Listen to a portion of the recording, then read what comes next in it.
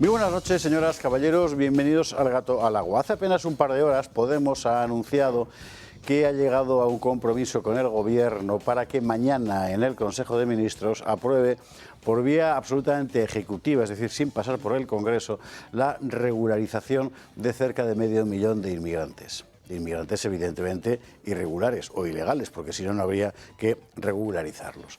La cifra de medio millón la da Podemos, pero dice la misma formación política que en realidad ellos van a intentar llegar hasta 1 millón de personas. Así que tiene usted a la extrema izquierda facilitando el ejército de reserva del poder. Porque al final esto es un poco la situación, va a ocurrir exactamente lo mismo que en Francia.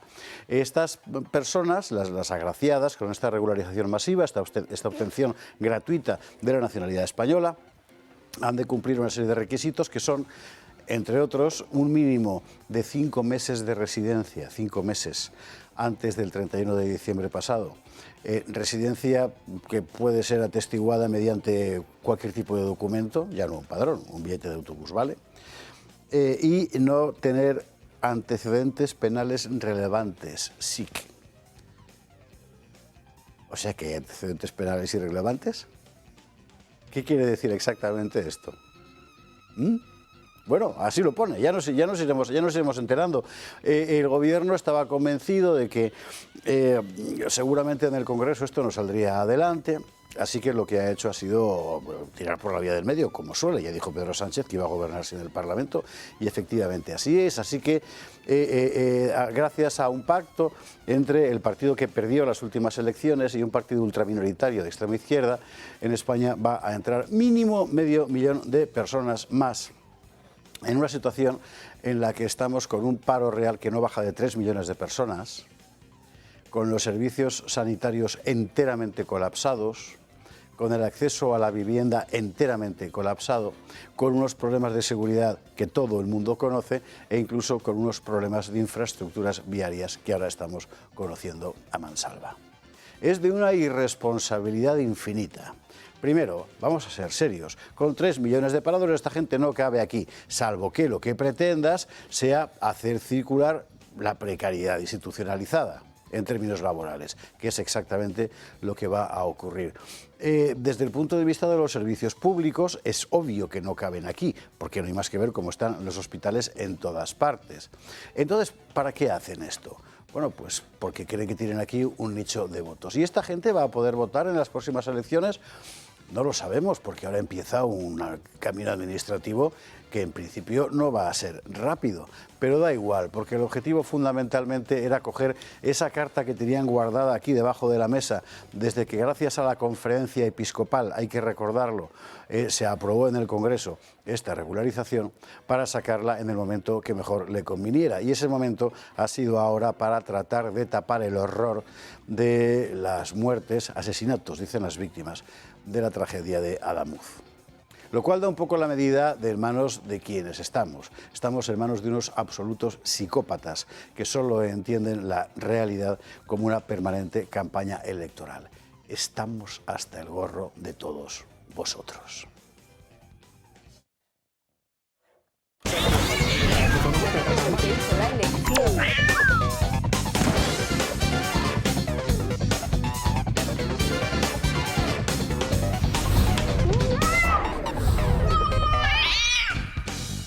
21:48, 20:48 en las Islas Canarias. Nosotros hoy con un montón de cosas que contar. Estas titulares. Uno, evidentemente, vamos a ver a Adamuz, cómo está la investigación de la tragedia hoy después de lo que ha dicho el presidente de la Comisión de Investigación. Está claro que todo vino a partir de la rotura de una soldadura. Me decía un ingeniero, al que por cierto el otro día aquí citamos una carta que él mandó, que nos han copiado en Telecinco sin citar al autor. Bueno, oye, estamos para predicar, ¿verdad? Bueno, me decía, vamos a ver, una soldadura, los barcos, decía él, están soldados todos y no se rompen por las olas, no se rompen una soldadura, claro. Si una soldadura se rompe porque está mal hecha. Yo le decía, de lo poquito que yo sé, pues los carros de combate o los BAMTAC tampoco se rompen las soldaduras. Si una soldadura se rompe es porque está mal hecha, porque alguien no lo ha revisado después. Bueno, ahí precisamente estamos, y hay que decir que Óscar Puente ha metido la pata hasta el Corvejón una vez más. Eso lo contaremos también. Mientras tanto, las víctimas rechazan la manipulación del gobierno. Sabe usted que la intención gubernamental era montar una especie de ritual fúnebre masónico al estilo del que han montado en otros lugares. Los onubenses han dicho por encima de mi cadáver y de la Virgen del Rocío. Y no lo van a hacer así. Ahí va a haber una misa en la catedral, lo recordamos aquí el otro día, ya ha habido de hecho una, y no va a haber finalmente ese acto en el que con toda seguridad aparecería una vez más la familia real convertida en pasmarote de los mandilones. Por cierto, tenemos algún amigo del club que dice que se va a dar de baja porque criticamos al rey. Bueno, es usted muy libre de hacer lo que le dé la gana, faltaría más. Pero me parece que si la corona había llegado a este punto de sumisión a la izquierda es porque antes no la criticábamos no fuera a ser qué. Y el resultado de esa ausencia de crítica ha sido enteramente contraproducente. Así que aquí seguiremos diciendo lo que pensamos objetivamente que es la verdad de las cosas. Y cuando la casa del rey mete la pata, pues lo diremos también. Noticia muy importante en materia sanitaria, el gobierno sigue dejando de lado a los médicos porque ya ha anunciado Mónica García el estatuto marco por fin con no sé qué, pero el estatuto marco lo firmó con los sindicatos y con los sanitarios no médicos. Los médicos que dicen, vamos a ver si aquí pasa algo, mis responsabilidades personales, penales, son muy serias, no son las de un enfermero. Yo necesito que el estatuto me reconozca a mí también. Pues no. Pues no, así que los médicos están enfadadísimos. Mire, ¿cómo será la cosa? Que el otro día salía un médico catalán y decía, en una reunión profesional, decía, solo nos entiende Vox. No era un guardia civil, no era un agricultor, que podría serlo, no era una víctima de una denuncia falsa, no era un médico, porque los únicos que han estado hablando con ellos han sido muy particularmente María García Fuster, con la que hoy hablaremos, porque se ha batido el cobre, que ella es médico también, se ha batido el cobre en este asunto y hablaremos con ella de cómo está ahora mismo la cuestión. Tirando del hilo, al final lo que uno va descubriendo es que la corrupción socialista está también detrás de todos los contratos de Adif, ya lo sabíamos. Vamos a ver, no podemos decir que esté detrás específicamente de este accidente, eso ya lo dirá en su caso la comisión de investigación, a la que por cierto hay que reconocer hasta el momento una independencia encomiable. Pero hay que recordar que una de las cuevas de Alibaba de toda esta gente era precisamente Adif. Claro, las cosas tienen sus consecuencias, ¿no? Lo veremos. Y por último, vamos a contar la nueva estrategia de defensa americana. Vamos a ver, hace poco salió la estrategia de seguridad nacional. Ahora en un mes, me parece. Quizás un poco más. No, sí, porque fue en noviembre, finales. Bueno, este es otro documento distinto. Si el primero eran líneas generales políticas, este segundo, que ha aparecido hace unos pocos días, es la aplicación práctica, digamos, para los estados mayores. Con esto que hago yo, lo que dice la estrategia de defensa. Y es transparente, ¿eh? Es absolutamente transparente. Quiero decir que ya más no vale ponernos las pilas, porque lógicamente los americanos van a lo suyo. Y aquí se aplica la vieja fórmula. Aquí todo el mundo va a lo suyo, menos yo que voy a lo mío. Pues eso.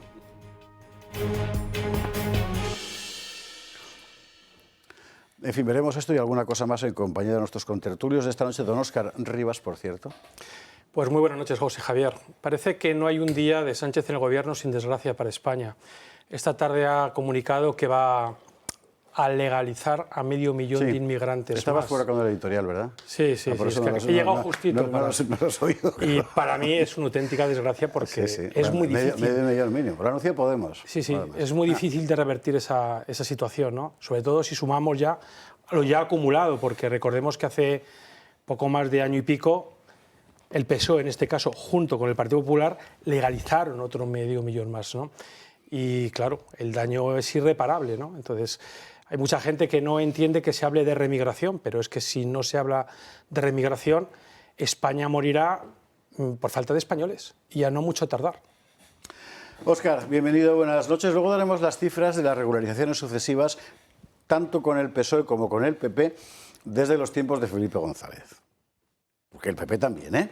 La cifra mayor hasta ahora había sido con Zapatero, hay que recordarlo, pero con el PP también. En fin, bueno, lo veremos. Don Miguel Ángel Quintana Paz, ¿cómo estás? Bien, la buena... La parte puntualiza, que me has hecho una puntualización que hay que dejar claro. Ah, bueno, sí. Era secundario. Que no, en realidad no, el que propuso la regularización esta que aprobó el Congreso no fue la Conferencia Episcopal, como había dicho Javier, sino que era Cáritas, pero lo apoyó la Conferencia Episcopal. O sea que es una distinción un poco tiquismiquis. La buena noticia de este decreto de regularización es que lo que se aprueba por decreto se puede retirar por decreto. Entonces, de hecho, pues es una manera mucho más fácil y más rápida de, en un momento determinado, poderse arreglar la situación, como decías tú, Óscar. Bueno, ¿qué tal por lo demás? Por lo demás bien, yo bastante bien, sí. Me alegro muchísimo.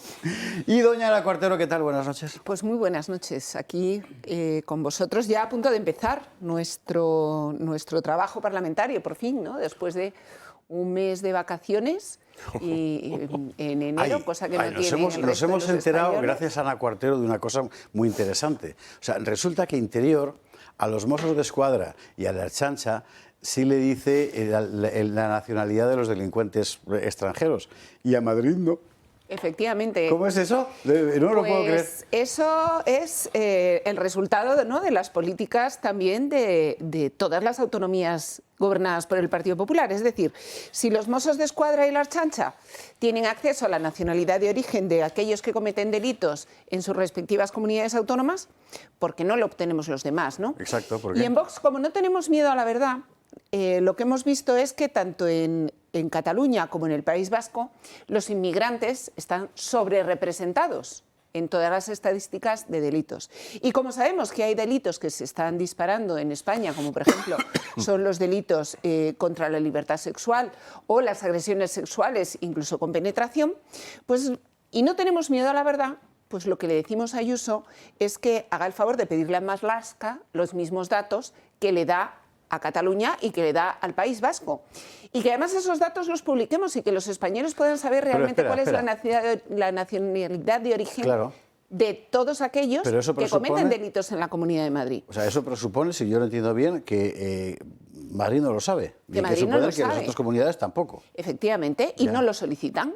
Ya. Entonces, nosotros lo que pedimos es que se solicite. Es decir, si la nacionalidad de origen de un agresor sexual, de un violador, de un abusador, de un pederasta, lo pueden conocer la Ertzaintza y la puede conocer la Policía Autónoma Catalana, los Mossos de Escuadra, ¿por qué no lo puede conocer la policía en Madrid?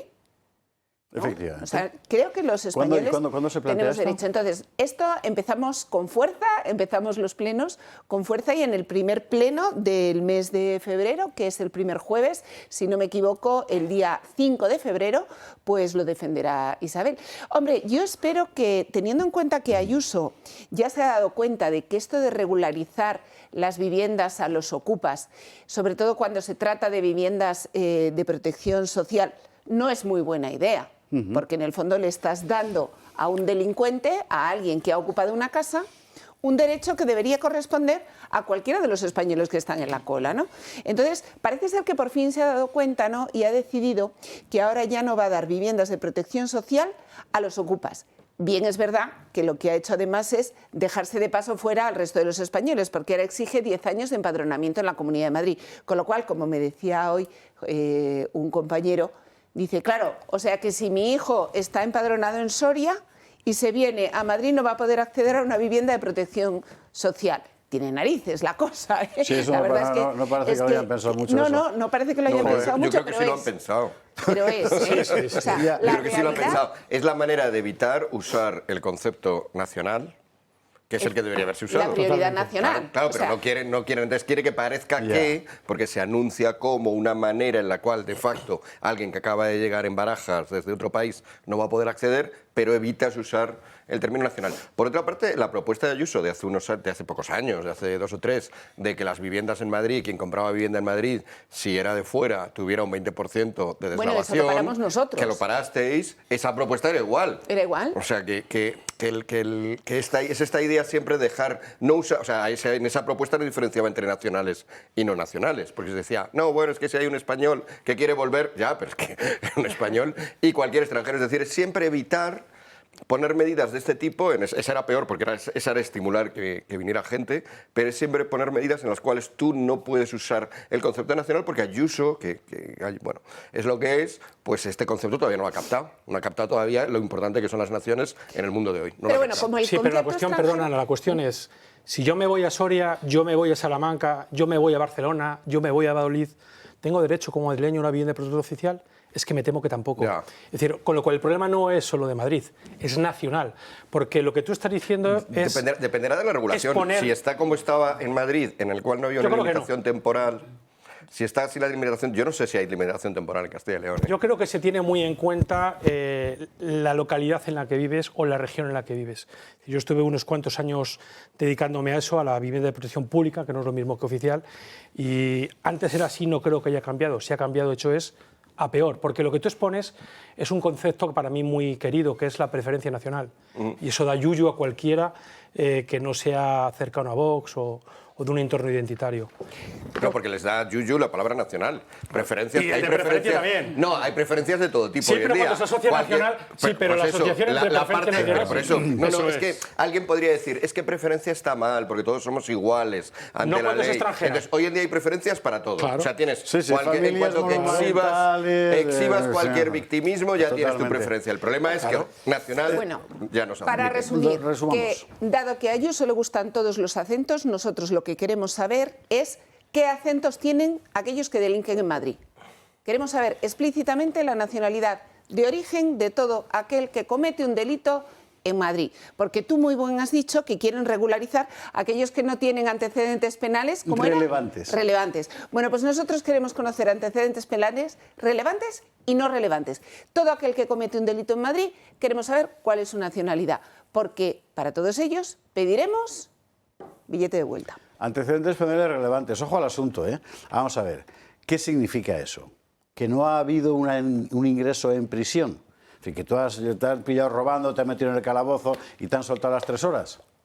O porque ha llegado un abogado de alguna ONG a sacarte. Y entonces eso no cuenta como antecedente penal relevante. ¿Relevante a los ojos Madre de mía. quién? ¿Relevante a los ojos de quién? A los ojos de quien tiene que regularizarte. Ya ves tú. Pero me En fin, parecía impresionante que una comunidad como la de Madrid, que ha pasado de 5 a 8 millones de habitantes en muy poco tiempo, en su mayor parte extranjeros, no le interesa a la presidenta de esa comunidad, ¿no? Porque es importante. Yo creo que los tiene. Por ahí voy, tienen que saberlo por narices. En fin. Bueno, veremos lo que da de sí. ¿Esto va a ser el día 5 de febrero, me has dicho? Esto va a ser el día 5 de Pues febrero, estaremos jueves pendientes a 5 de ver qué febrero, y yo contesta. creo que deberían estar todos nuestros espectadores pendientes porque espero que podamos venir a ver lo que contar digan. qué han votado los diferentes partidos políticos, Claro. porque, insisto, hoy presenta Ayuso este tema de las viviendas cuando son numerosas las proposiciones que le hemos hecho precisamente para que no regularice esos contratos de los ocupas en las viviendas de protección social. Así que espero que podamos venir ese A contar jueves lo que a os ha contaros pasado. cuál ha sido el resultado de la votación. Ana Cortero, gracias, buenas noches. Don Adolfo Albistur, cada día un aparato más. Tengo que decirte una cosa, el de las cervicales, conozco un montón de gente que se ha quedado fascinada, porque hay gente que se dedica a escribir, Sí, lo que sí, sea, es un dolor. de periodistas, gamers, esos son los más jóvenes además, que se pasan horas ahí pegándole al LOL o a lo que sea.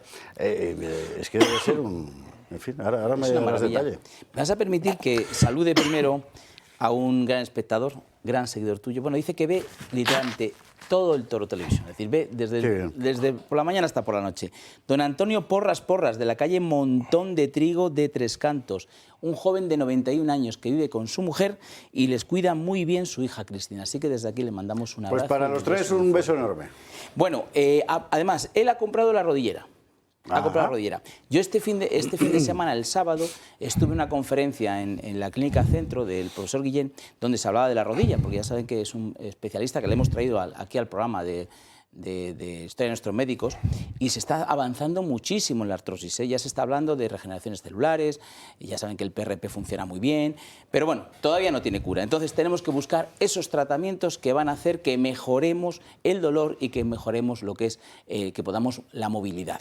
Sabemos que los guantes, tenemos esas ondas pulsantes, masaje, vibración, calor, 20 minutitos, nos los colocamos al día y vamos a estar muy bien. Ese dolor, desde que nos levantamos, pues vamos a evitarlo bastante. La rodilla, fíjate, además se contaban, yo no sé si sabéis, que cuando tú andas, en la rodilla cae 2,5 veces tu peso. Es decir, si pesas 70 kilos son 140 más 35, 175 kilos están cayendo en tu rodilla. Pero ya si saltas, casi son 4 veces tu peso. Es decir, que realmente la rodilla sufre muchísimo. Encima la rodilla no es una puerta, solo abre y cierra, sino que también gira. Con lo cual tiene otro problema, ¿no? Que al girar ligamentos, menisco, es decir, que es complicada la rodilla. Con lo cual, ante esas lesiones, la rodillera va súper bien. Además, ahora le hemos introducido la presoterapia. Aparte del infrarrojo, el masaje, el calorcito, la vibración, la presoterapia, que sabéis que es esa manera de que coge y estira para que la circulación vaya mejor. Así que, por favor, aquellos que tengáis la rodilla mal, incluso gente más joven que hace deporte, la rodillera. Dolor lumbar, el que tenía Alejo. El cinturón de Alejo. El cinturón de Alejo, dolor lumbar. Infrarrojo, te lo colocas, es súper gozoso, es el lumbago que te tiene machacado. Y luego, pues como bien decía Esparza, tenemos el láser cervical, que trabaja con TENS, trabaja también con magnetoterapia, y es nada más que colocarlo. ¿Que tengo que estar buscando el botón? No. Tenemos un mandito, le damos al mandito, ponemos la posición que queremos, si me gusta más, menos, y lo colocamos y es súper relajante. Dolores de cabeza, migrañas, dolores cervicales, que a mucha gente se le concentra la tensión justo en esta zona. Y luego son mareos. Pues esos mareos, pues ya tenemos también. Efectivamente. Eso es un dolor que irradia además a los hombros, ¿no? Sí. Es una cosa fantástica eso. Pues aquí estamos. Joder, Adolfo, gracias mil.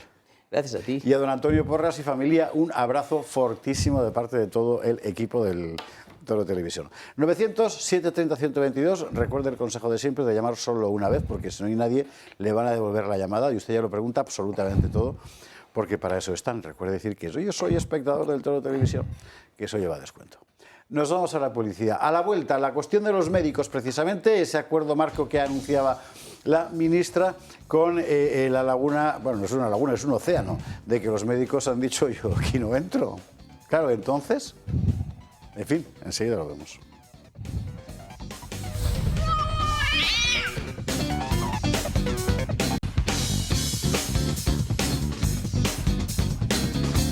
Eso sí. 22-12, 21-12 en Canarias. Vamos con la cuestión sanitaria, que es importantísima, hombre, que se va a encontrar usted con una huelga de médicos. Claro, sabe usted que aquí hay un problema de fondo desde hace mucho tiempo. Tenemos una sanidad que un día fue muy buena y que poco a poco se ha ido, como todo en el país, deteriorando, sobre la base de profesionales mal pagados y sobrecargados de trabajo. Cargas que se extienden al conjunto de la profesión sanitaria, pero muy en particular a la profesión médica. De tal forma que te encuentras con muchos médicos españoles que se van fuera a trabajar porque después de haberse formado aquí con el dinero que hemos pagado todos, fuera van a ganar el triple y no se lo puede reprochar a nadie, que quiere usted que le diga. Y por el contrario, médicos formados fuera que vienen aquí a llenar esos agujeros. ¿Se puede llegar a un acuerdo con todos? Es muy complicado. El gobierno está empeñado y hasta el momento hoy anunciaba un acuerdo marco para tal que en realidad tiene trampa y enseguida le explicamos. Antes escuchamos a la ministra de Sanidad, que es doña Mónica García. Hoy hemos firmado el acuerdo para el nuevo Estatuto Marco. He de decir que han sido años, han sido muchas reuniones, han sido muchas mesas de negociación. Ha sido un texto muy complejo que lleva sin tocarse 22 años. Ha habido negociaciones difíciles, incluso momentos tensos, pero todo lo importante es complejo y creo que hay que poner de manifiesto que el diálogo es el único camino. Si hablamos de democracia, hablamos de diálogo. Eso es lo que dicen los médicos, precisamente, porque de este acuerdo los que se han quedado fuera son precisamente los médicos. Dicen que diálogo con nosotros no, solo con los sindicatos para poder firmarlos, el sindicato del resto de gente. Y con esto pasa un poco como con los claustros universitarios, que el voto del catedrático de metafísica cuenta lo mismo que el voto del Bedel y que el voto de la señora de la limpieza. gente dignísima, faltaría más. Pero de lo que estamos hablando es de la gestión universitaria. Bueno, esto es un poco igual.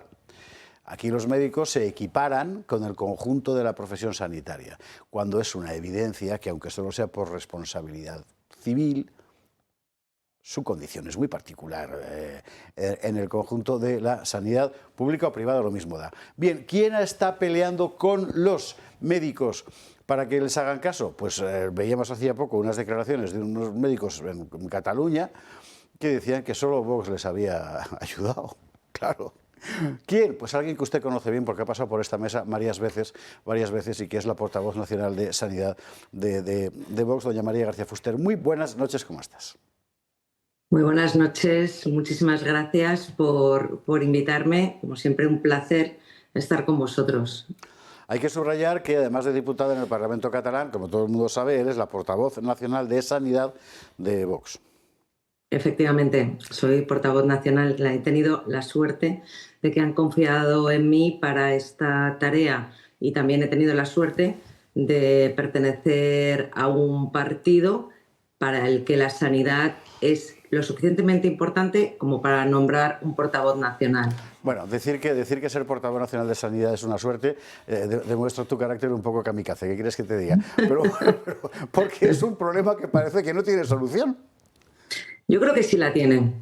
Yo creo que sí la tiene. Lo que pasa que para solucionar los problemas de la sanidad y la sanidad pública tiene, como todos sabemos, muchísimos problemas. Lo primero que hay que hacer es dar voz a los médicos, que son los que mejor conocen la sanidad pública y la sanidad privada incluso, pero la sanidad pública y sobre todo los que se enfrentan con los problemas y los que intentan solventarlos. Si los silencias, como llevan décadas haciendo los diferentes gobiernos, tanto el Partido Popular como el Partido Socialista, pues lo que consigues es que la sanidad caiga en picado. Y ahora mismo, pues la sanidad no es que haya caído en picado, es que está total y absolutamente colapsada. La sanidad pública en España ha colapsado.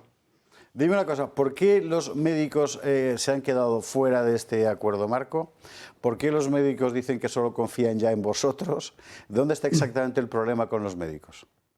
Bien, resulta que lo que ha hecho la ministra para, supongo que para ganar votos ha sido negociar con los sindicatos de clase porque eran los más numerosos. Claro, los médicos son menos numerosos que enfermería o que las auxiliares o que los celadores, hay menos médicos. Y entonces lo que ha hecho ha sido dejarlos fuera de la negociación. Ha hecho un estatuto marco en el que de forma muy comunistoide, como es ella, ha intentado igualar a todas las categorías profesionales. Todo el mundo es igual, todo el mundo tiene que estar cortado por el mismo rasero. Y lo único que dicen los médicos es que quieren tener la oportunidad de negociar sus propias condiciones laborales para ofrecer a los pacientes la mejor calidad asistencial. O sea, la calidad asistencial que se merecen todos los españoles. Bueno, eso parece bastante razonable. Entonces, ¿dónde está el problema? ¿Dentro de esas condiciones se incluye algo salarial, tal vez, o qué? Básicamente, lo que incluye son unas condiciones laborales justas. Hay que tener en cuenta... O sea, que hablamos, perdóname, entonces hablamos de guardias, de turnos, de todas esas cosas. Hablamos de guardias. Piensa que la hora de guardia en este país se cobra a menos sueldo que la hora ordinaria. Pero bueno, no es un tema de dinero, es un tema de concepto. Es un tema de que los médicos han dicho basta porque desde hace 20 o 25 años llevan abusando de su vocación. Los diferentes, o sea, la clase política, la administración pública, lleva abusando de su vocación, riéndose de ellos, ninguneándolos, abusando de su sacrificio, de su trabajo. Y al final los médicos han dicho, no, basta, porque que yo esté mal y que yo esté agotado y que yo no pueda trabajar bien, va directamente en contra de la calidad asistencial que yo estoy ofreciendo a los pacientes. Y yo para mis pacientes quiero la mejor calidad asistencial y resulta que la administración pública no me deja dársela. Entiendo. ¿Y ahora qué? Es decir, porque lo que queda en realidad es un muñeco cojo. Mónica García puede hacer las ruedas de prensa que quiera y ser repetida sus palabras por los portavoces gubernamentales, pero en la práctica el problema sigue existiendo, que es el de una profesión sanitaria rota y un problema sin resolver. Efectivamente, los médicos han dicho basta. Ya sabéis que hay una huelga indefinida hasta junio, una semana al mes, empieza este día 14 de febrero. Y los médicos no van a recular y, por supuesto, Vox está con ellos, pero no por nada, sino porque Vox quiere salvar la sanidad pública y quiere ofrecer a los pacientes la mejor calidad asistencial.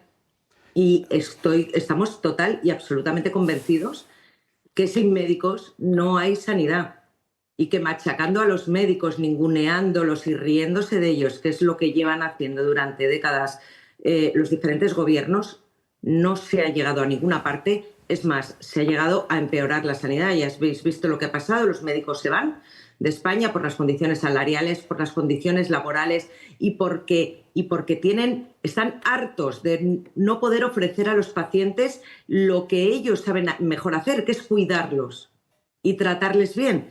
Y como están hartos, muchos se van a otros sitios a trabajar. Y en vez de eso, ¿qué hacemos? Pues contratamos médicos extracomunitarios que en muchísimos casos tienen un nivel asistencial médico muchísimo más bajo que el que se exige en España. Óscar, Ana, Miguel Ángel, seguro que como todos somos usuarios al fin y al cabo de esto, tendréis alguna pregunta que hacer. Por muchos años. Bueno, yo la verdad que lo que tengo es que mandarle un abrazo muy fuerte a María y la verdad que... ¡Ay, no te había visto! Sí, una grandísima batalla, yo creo que para todos, ver esa rueda de prensa en la que te acompañaban tus compañeros médicos y en la que hacían visible, ¿no?, esa cercanía, ¿no?, de Vox con los médicos, con todo el personal sanitario, porque luego también has defendido en muchísimas ocasiones al resto de profesiones sanitarias, ¿no? Yo creo que Vox, además... Efectivamente, es que esto no es... O sea, que hayamos aparecido con Metges per Catalunya o con cualquier otra asociación, no significa que vayamos a ir de la mano con ellos a todos. Significa que tenemos un objetivo común, que es salvar la sanidad pública y mejorar la calidad asistencial que se está dando a los pacientes, listas de espera, trato, absolutamente todo. Y nosotros desde Vox defendemos no solo a los médicos, también a los técnicos superiores sanitarios, también a enfermería cuando ha tenido reivindicaciones, también a los celadores, también a las CECAI. Nosotros defendemos a todo aquel y estaremos al lado de todo aquel que trabaje por tener una sanidad pública de calidad para dar a los españoles.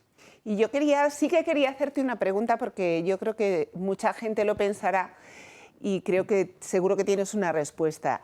Y es que efectivamente la mayoría de los médicos, aunque estén en la huelga, se les van a imponer, ¿no?, esos servicios mínimos de un 100%. Sabemos que la ministra va a maniobrar para intentar decir que el seguimiento de la huelga es pequeño, para intentar imponer ese 100%, que estoy seguro que además los médicos van a cumplir, ¿no?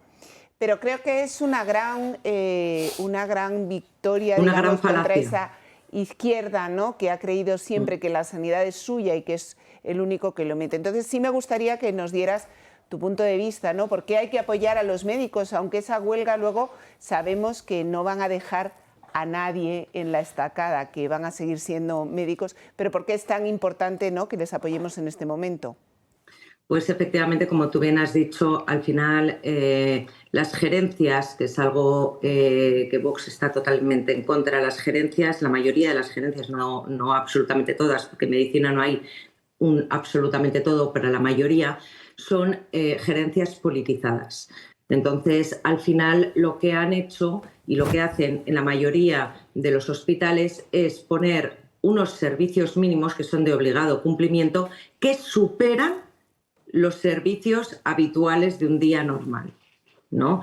Y esto es un engaño porque es la manera de tener a los médicos operando juanetes como servicios mínimos. O sea, no estoy hablando de operar un politraumático, un sangrante o... No, operando juanetes, pues de servicios mínimos. Y así los tienes enganchados, y lo que acaban diciendo las gerencias es: en mi hospital ha trabajado todo el mundo y nadie está de acuerdo con esta huelga. No, es un engaño, es mentira, es mentira.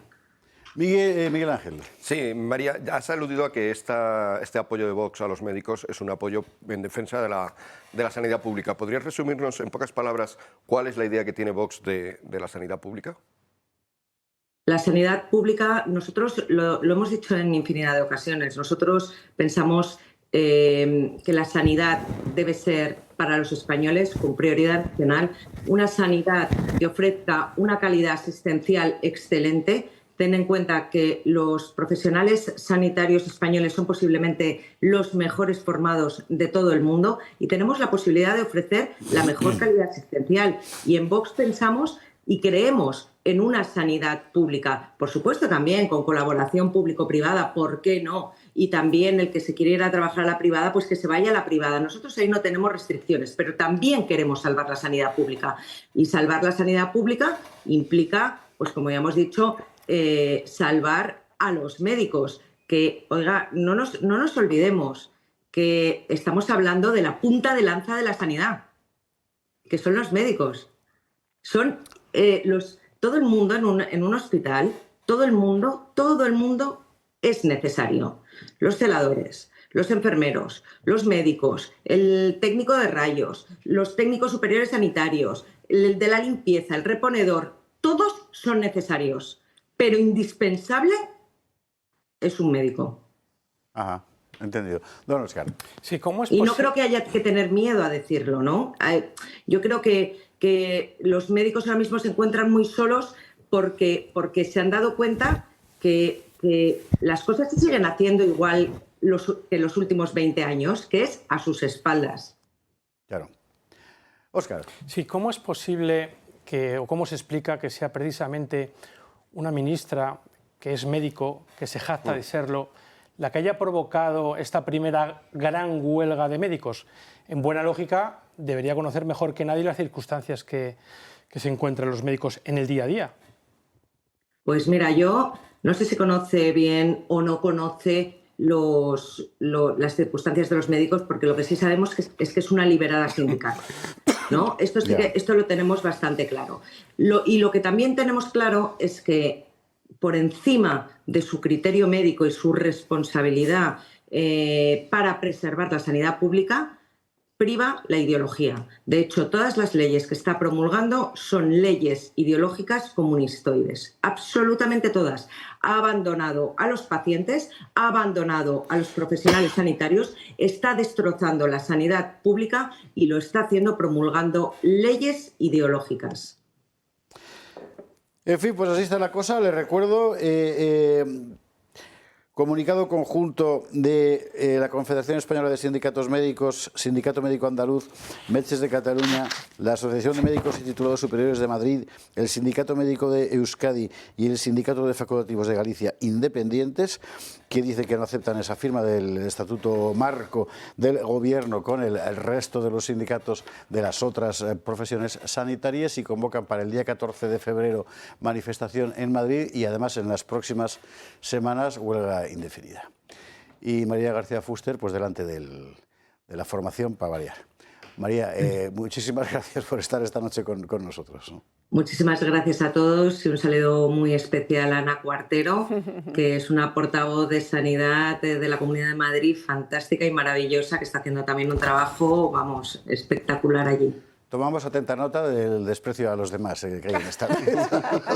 No, ya sabéis, lo que pasa es que es muy compi. Ya. No, que hemos trabajado mucho. Gracias claro mil que de sí. verdad y enhorabuena por haber conseguido una cosa francamente complicada, que es que los médicos en lucha se hayan fiado de un partido. Es que esto, para los que venimos siguiendo este problema desde hace años, realmente es muy importante. Y es un punto de tanto el PSOE como el PP habían fracasado por sus propios pecados. Es decir, que, en fin, que enhorabuena, lo dicho. Gracias mil. Muchísimas gracias a vosotros. Buenas noches, María García Fuster, y veremos en lo que da de sí el asunto, pero es un conflicto evidente. Y además todos lo vivimos. Todos lo vivimos, con todo el cariño a facultativos formados en otras universidades de naciones hermanas, por ejemplo, si serán maravillosos. Pero es que no es lo mismo.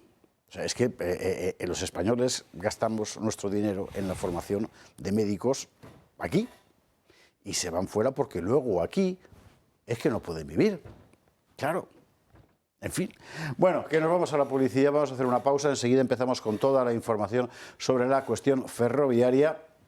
La investigación última está diciendo que la soldadura famosa de la vía de Adamuz se hizo sin cumplir los estándares que la propia DIF exige y al parecer nadie lo visó. Evidentemente cada vez es más obvio que todo ha ocurrido por errores de gestión en la infraestructura y por tanto una responsabilidad directa del Ministerio de Transportes. Claro, insisto, 45 muertos detrás, ¿eh?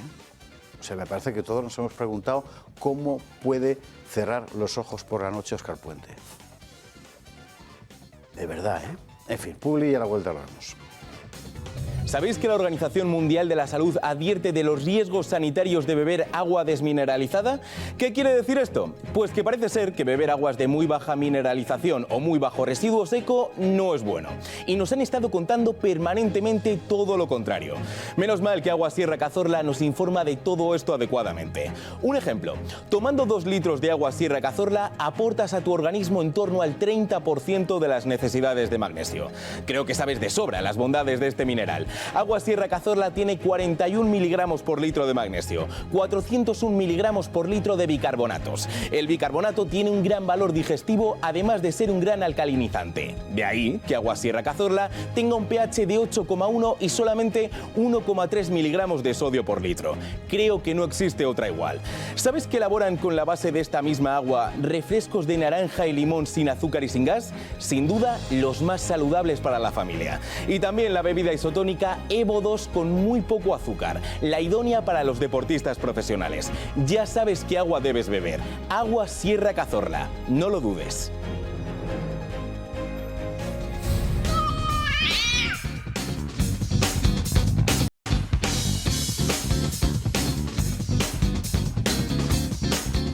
...22:36, 21:36 en Canarias. Vamos a empezar con la crónica de lo que toda España habla, como no puede ser de otra manera, y perdón por utilizar un tropo tan manido últimamente, ¿verdad?, pero es que es así, que es del accidente de Adamuz y de todo lo que tiene alrededor. Inevitablemente en la conversación los argumentos y las temáticas se van a solapar, claro, pero al menos en la redacción hemos tratado con los trabajos de Mónica, de Gloria, etcétera, de Marina, de ofrecer argumentos sobre cuestiones concretas que pueden aclarar bastante lo que ocurrió, que al final es de lo que se trata.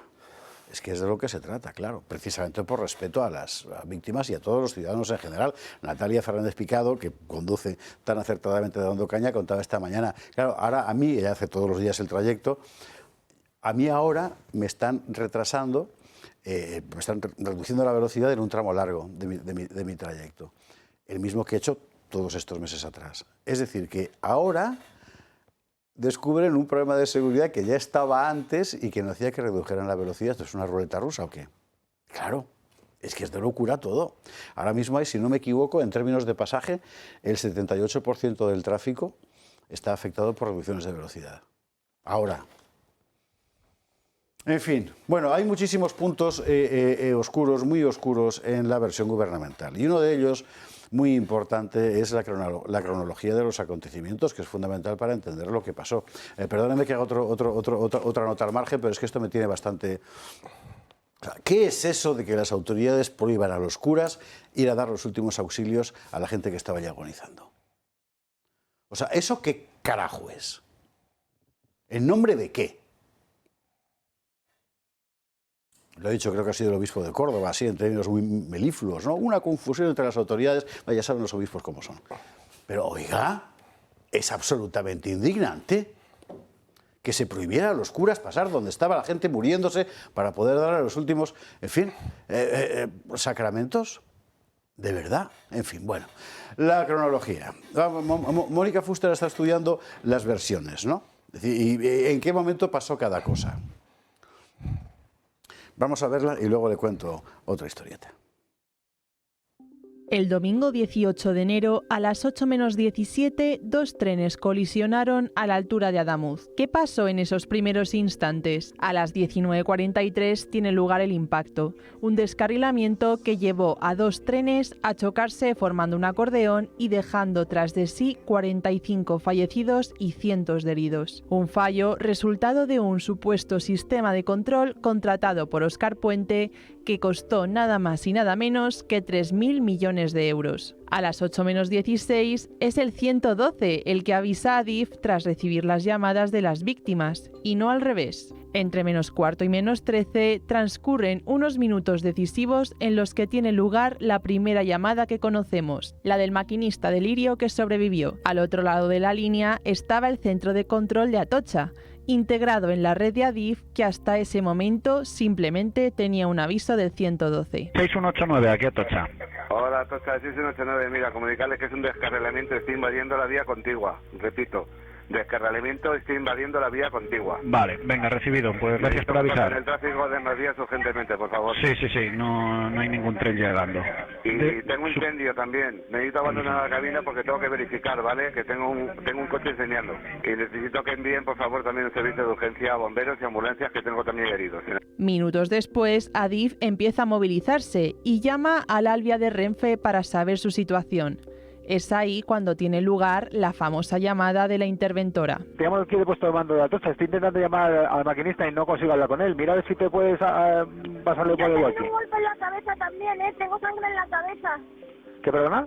Y no, que yo soy la interventora y también he tenido un golpe en la cabeza. Tengo sangre en la cabeza. No sé si voy a poder llegar hasta el maquinista. Voy a ir para el maquinista, pero... Vale, ¿cómo está el material? Tengo un golpe en la cabeza con sangre, Sí, me lo has dicho.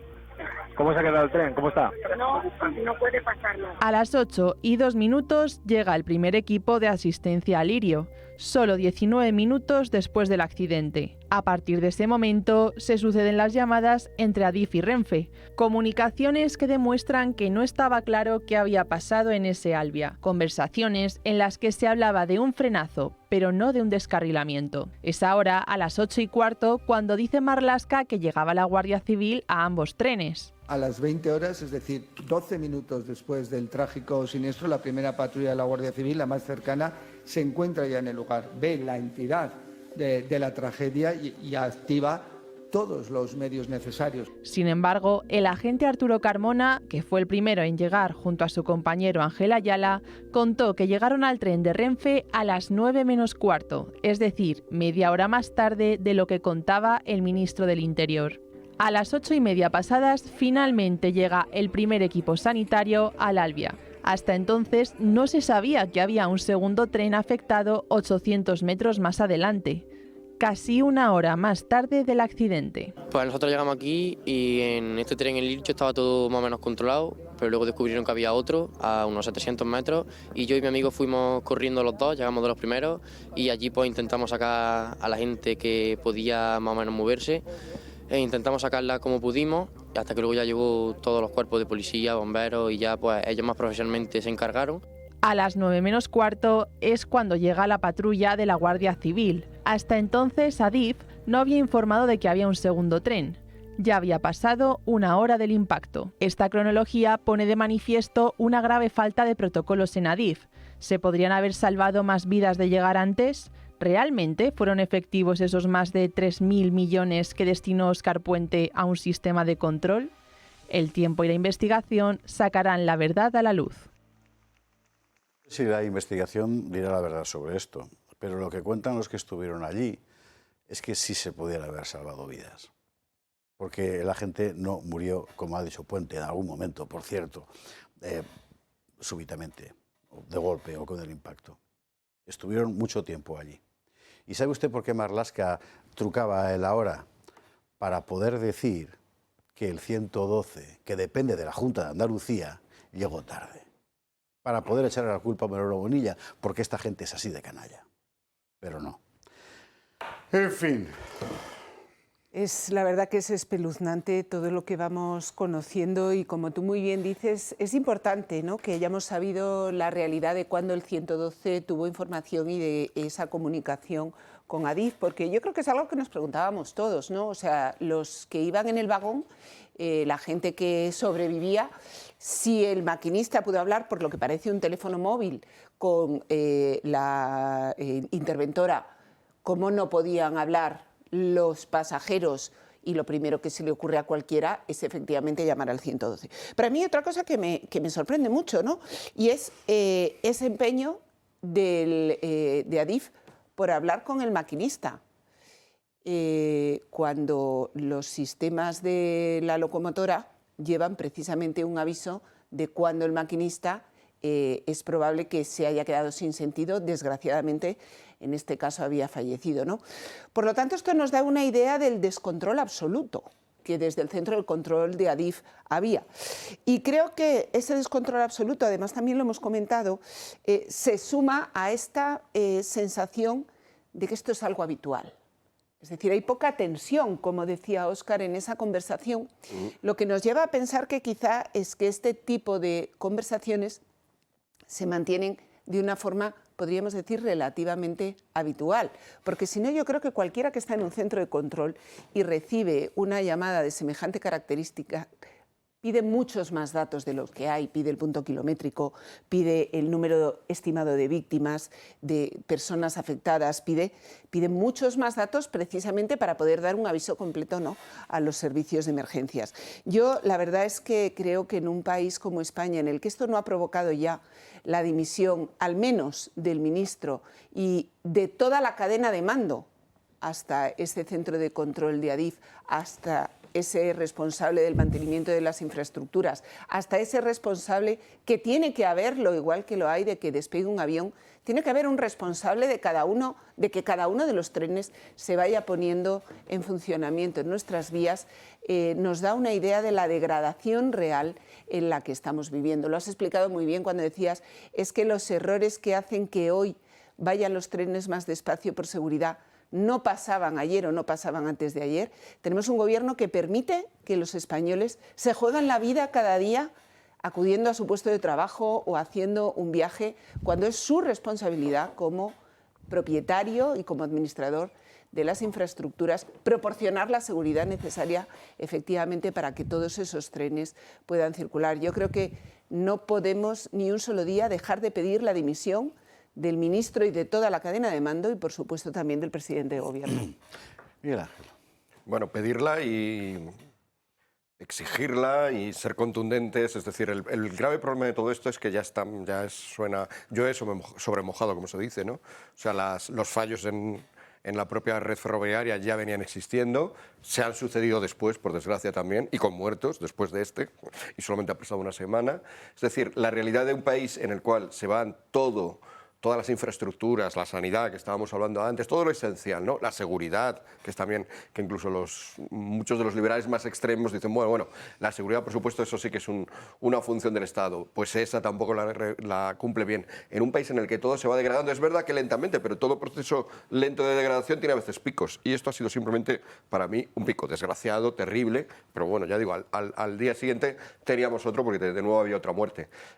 Pues ante esta situación, la ventaja que tiene esta lentitud de la degradación es que nos pilla desprevenidos. Al parecer es falsa la imagen esa que se dice de que si metes una rana en una olla y la pones a hervir, que no sale porque no nota cómo va a ser poco a poco progresivo, que no sale. Al parecer sí que sale la rana es más lista que nosotros. La rana es más lista que nosotros porque a nosotros parece que ese sistema sí que nos funciona y que si es lenta la degradación, si es lento el insulto a los ciudadanos, si es lenta la dejadez que has mencionado tú, es verdad, bueno, lo comentábamos todos mientras que lo escuchábamos, hay una cierta dejadez como de asunto de todos los días por parte del interlocutor de las personas que llaman, ¿no? Si eso se va constatando cada vez más, no nos queda más que reaccionar de manera lo más contundente posible. Sí, pero fijaros que, aunque lo que decís es muy cierto, es decir, demuestra esa tranquilidad, esa parsimonia, demuestra que esto es algo más habitual de lo que nosotros podemos pensar, no es menos cierto que siempre una situación así, genera una ocasión de riesgo extremo como el que hemos visto el domingo pasado, con lo cual aún así te sigue llamando la atención, porque uno no se puede inmunizar a ese tipo de situaciones que generan ese tipo de riesgos, ¿no? Pero a mí lo que me parece sobrecogedor, de verdad, es como una empresa de la reputación de Adif, es decir, que lo hemos dicho más de una vez, prestaba un servicio excelente. Todos aquellos que lo usábamos con cierta habitualidad, y yo era uno de ellos, es decir, decías, joder, voy a llegar sin ningún tipo de problema, no te estresaba para nada, haya podido caer en tan poco tiempo en este grado de decadencia, incluso de colapso, podría decir, ¿no? Pero, claro, te lleva a reflexionar cómo la corrupción, todo aquello que toca, lo corroe, y lo corroe en un tiempo extremadamente temprano, ¿no? Es decir, y es que si pensamos en cuál ha sido la evolución de Adif desde que llegó Sánchez, pues ha sufrido el mismo proceso que otras tantas instituciones que han sido colonizadas. Primero, se parasita la institución, se parasita por arriba, en la cúpula, a medida que va pasando el tiempo, se va parasitando los cuadros medios, va bajando, y hemos asistido también a Adif, ¿no? Cómo era la empresa de la que se servía el ministro para poner sus amantes. Pero yo recuerdo perfectamente que hace unos meses salió una información que también sobrecoge, ¿no? Que había 800 puestos a dedo. Claro, es decir, según escuchas a los maquinistas y a los técnicos que saben de esto, es decir, han asistido, porque ellos son los que lo han presenciado, a un proceso de excluir de la toma de decisiones a aquellos que saben precisamente de qué va esta película. De manera que en las reuniones, en las juntas directivas y en los órganos medios, pues los que toman esas decisiones son políticos que no saben de qué va esto. Que sepa usted, por ejemplo, que el presidente de Renfe, que es un señor de Más Madrid, si no me equivoco, o de Más País, no sé. Se ha gastado 300 y pico mil euros en 4 coches de alta gama para la cúpula de Renfe. O sea, estamos en manos de gente así, ¿no? Es alucinante. No, pero vemos que este proceso de corrupción, José Javier, este proceso de corrupción fue presidido por la presidenta de Adif, que ahora mismo es la secretaria de Estado del Ministerio de Transporte. Vamos a hablar, porque hablamos efectivamente del solapamiento de Adif con la trama de corrupción del PSOE, evidentemente. Lo vamos a ver también. Pero, ¿cómo está la investigación ahora mismo? Esto también es muy importante, porque la Comisión de Investigación de Accidentes Ferroviarios, sobre la que preside, por cierto, don Ignacio Barrón, sobre la que tanta sospecha había, porque, claro, hombre, un gobierno que investiga a un gobierno, pues, que usted que le diga, hasta el momento está dando datos muy importantes que contradicen la versión gubernamental y que además permiten entender lo que pasó. Ahora mismo ¿cómo está la investigación? Gloria Sacristán nos lo resume. El trágico accidente en Adamuz se pudo producir al romperse la soldadura que unía un tramo de vía de 2023 con otro de 1989. Todo parece evidenciar que la causa principal, el origen de toda esta tragedia, ha sido la rotura no tanto del carril como de una soldadura. Una versión que contrasta con lo declarado por el ministro Óscar Puente, que desde el principio aseguró que el tramo en el que se produjo el accidente fue renovado íntegramente. Y también la vía es una vía completamente renovada. Ahora, una semana después, el ministro ha reconocido que la renovación del tramo por Adamuz no sustituyó la vía en su totalidad, sino que hubo partes donde se mantuvieron tramos de vía original. Renovación integral lo que quiere decir es que esa vía se renueva de punta a punta, no en todos sus elementos. Hay mucho tramo de vía que corresponde con el tramo original. ¿Por qué? Porque se ha considerado que no era necesario sustituirlo. Para el ministro, este dato no tiene relevancia sobre el accidente porque el carril roto, insiste, es el nuevo, el fabricado en 2023. Además, dice que es habitual unir mediante soldaduras carriles antiguos con otros más modernos. Sin embargo, el cambio de versiones pone en tela de juicio la credibilidad del ministro. La oposición lo acusa de mentir y pide su dimisión. Óscar Puente lleva una semana mintiendo. Nosotros creemos que ha habido mala gestión, que ha habido incompetencia y ahora que conocemos la mentira, probablemente ha habido mala fe.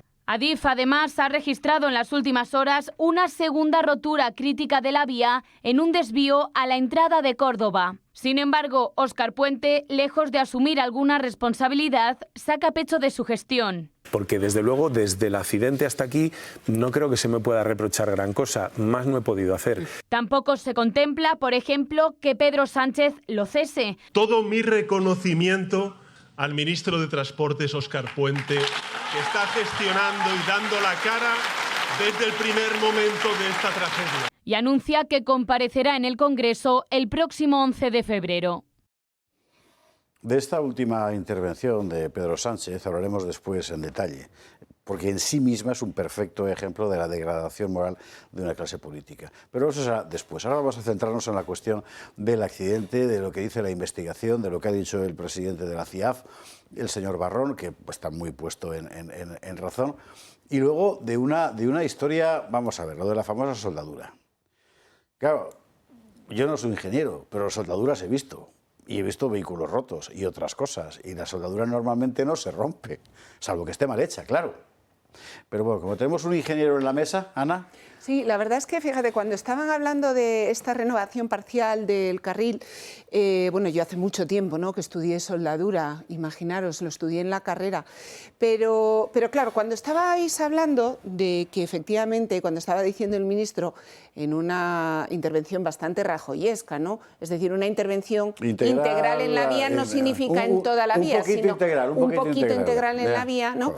Igual que cuando dicen que no se rompió todo el carril, sino que se rompió solo un trozo del carril. Claro, se rompió el trozo del carril que se rompió. El resto que no se rompió, no se rompió. Eso es evidente. Bueno, pues cuando lo estabais diciendo, sin haber oído toda la noticia, yo estaba pensando, me juego lo que sea a que la rotura de la soldadura se ha producido entre un tramo antiguo y un tramo nuevo. ¿Por qué? Porque primero porque pueden ser dos metales distintos, y si dos metales distintos se sueldan con distintas propiedades, se sueldan como si fuera el mismo metal, es probable que se produzcan fenómenos químicos que hagan que esa soldadura sea mucho más frágil que cualquier otra soldadura. O sea, insisto, yo no me acuerdo, no soy capaz de recordar todo, pero hay cosas que te quedan claras cuando has estudiado todo un año de metalurgia, de soldadura y de acero. Y es que hay que tener mucho cuidado cuando uno suelda dos metales distintos, cuando uno suelda metales en dos estados distintos. Una vía que desde el año 90 ha sido sometida a los esfuerzos que corresponden al paso del AVE, es probable que el metal haya sufrido mucho y haya sufrido un proceso de transformación. Y lo está soldando con un metal nuevo que responde a unas características físicas de estándares diferentes. Entonces, cuando esto dice el ministro, y lo hablamos aquí, cuando decían, no, es que la vía se ha revisado completa, dije, ojo, pero ¿qué trabajos exactamente se han llevado a cabo? Bueno, pues ahora empieza a salir. Se ha llevado a cabo una renovación parcial. Bueno, pues ahí es donde hay que empezar a decir si realmente esa soldadura era la adecuada para soldar esos dos tramos de vida. Me encantaría aquí que estuviera cualquiera de esos profesores de metalurgia que teníamos. Y espero que hay técnicos en España, grandes expertos en soldaduras, tenemos grandes soldadores, y espero que formen parte de la comisión, no de la comisión del Congreso en la que se estudie o no se estudie, sino que vayan al juzgado y formen parte de la instrucción del expediente los expertos en soldaduras, porque aquí hay que llegar hasta el final, hasta las últimas consecuencias. Porque Pardo de Vera, que fue la que ha hecho los contratos de mantenimiento, también fue la jefa de obra del tramo de vía del accidente de Angrois. Fíjate tú, qué tremenda casualidad. Es decir, cuando la corrupción entra por la puerta, los accidentes vienen con ella. Y los accidentes están costando vidas. Los costaron entonces y los han costado hoy.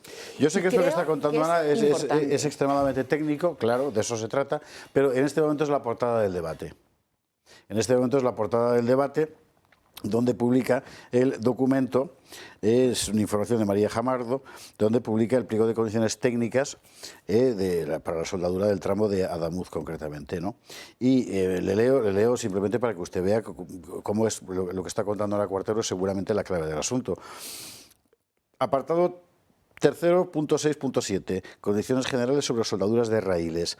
Pauta, para la intervención aluminotérmica se empleará el kit de mayor dureza, de manera que, por ejemplo, en el caso de soldadura entre el carril de calidad 260 y el de calidad 350, se utilizará el último de ambos. Y hace referencia al patrón en el que esto se basa. Sin embargo, en las normas generales de ADIF para los carriles a soldar, cuando se trata de estructuras con diferente grado de acero, se indica que la carga correspondiente deberá tener al acero de menor grado de los dos a fundir, o sea, lo contrario. Pero es que lo que está alegando ahora mismo el Gobierno es que... Claro, es lo que tú has dicho. Es lo que yo he Sí, dicho. pero es que lo que alega ahora el Gobierno, fijaros, no tienen vergüenza, es que se ha puesto como se tenía que poner. Lo que está mal es el documento que indica eso. Venga, hombre. Bueno, mira, yo hay que ser me vas a fin. perdonar, pero yo en mi vida he hecho muchos pliegos de prescripciones técnicas.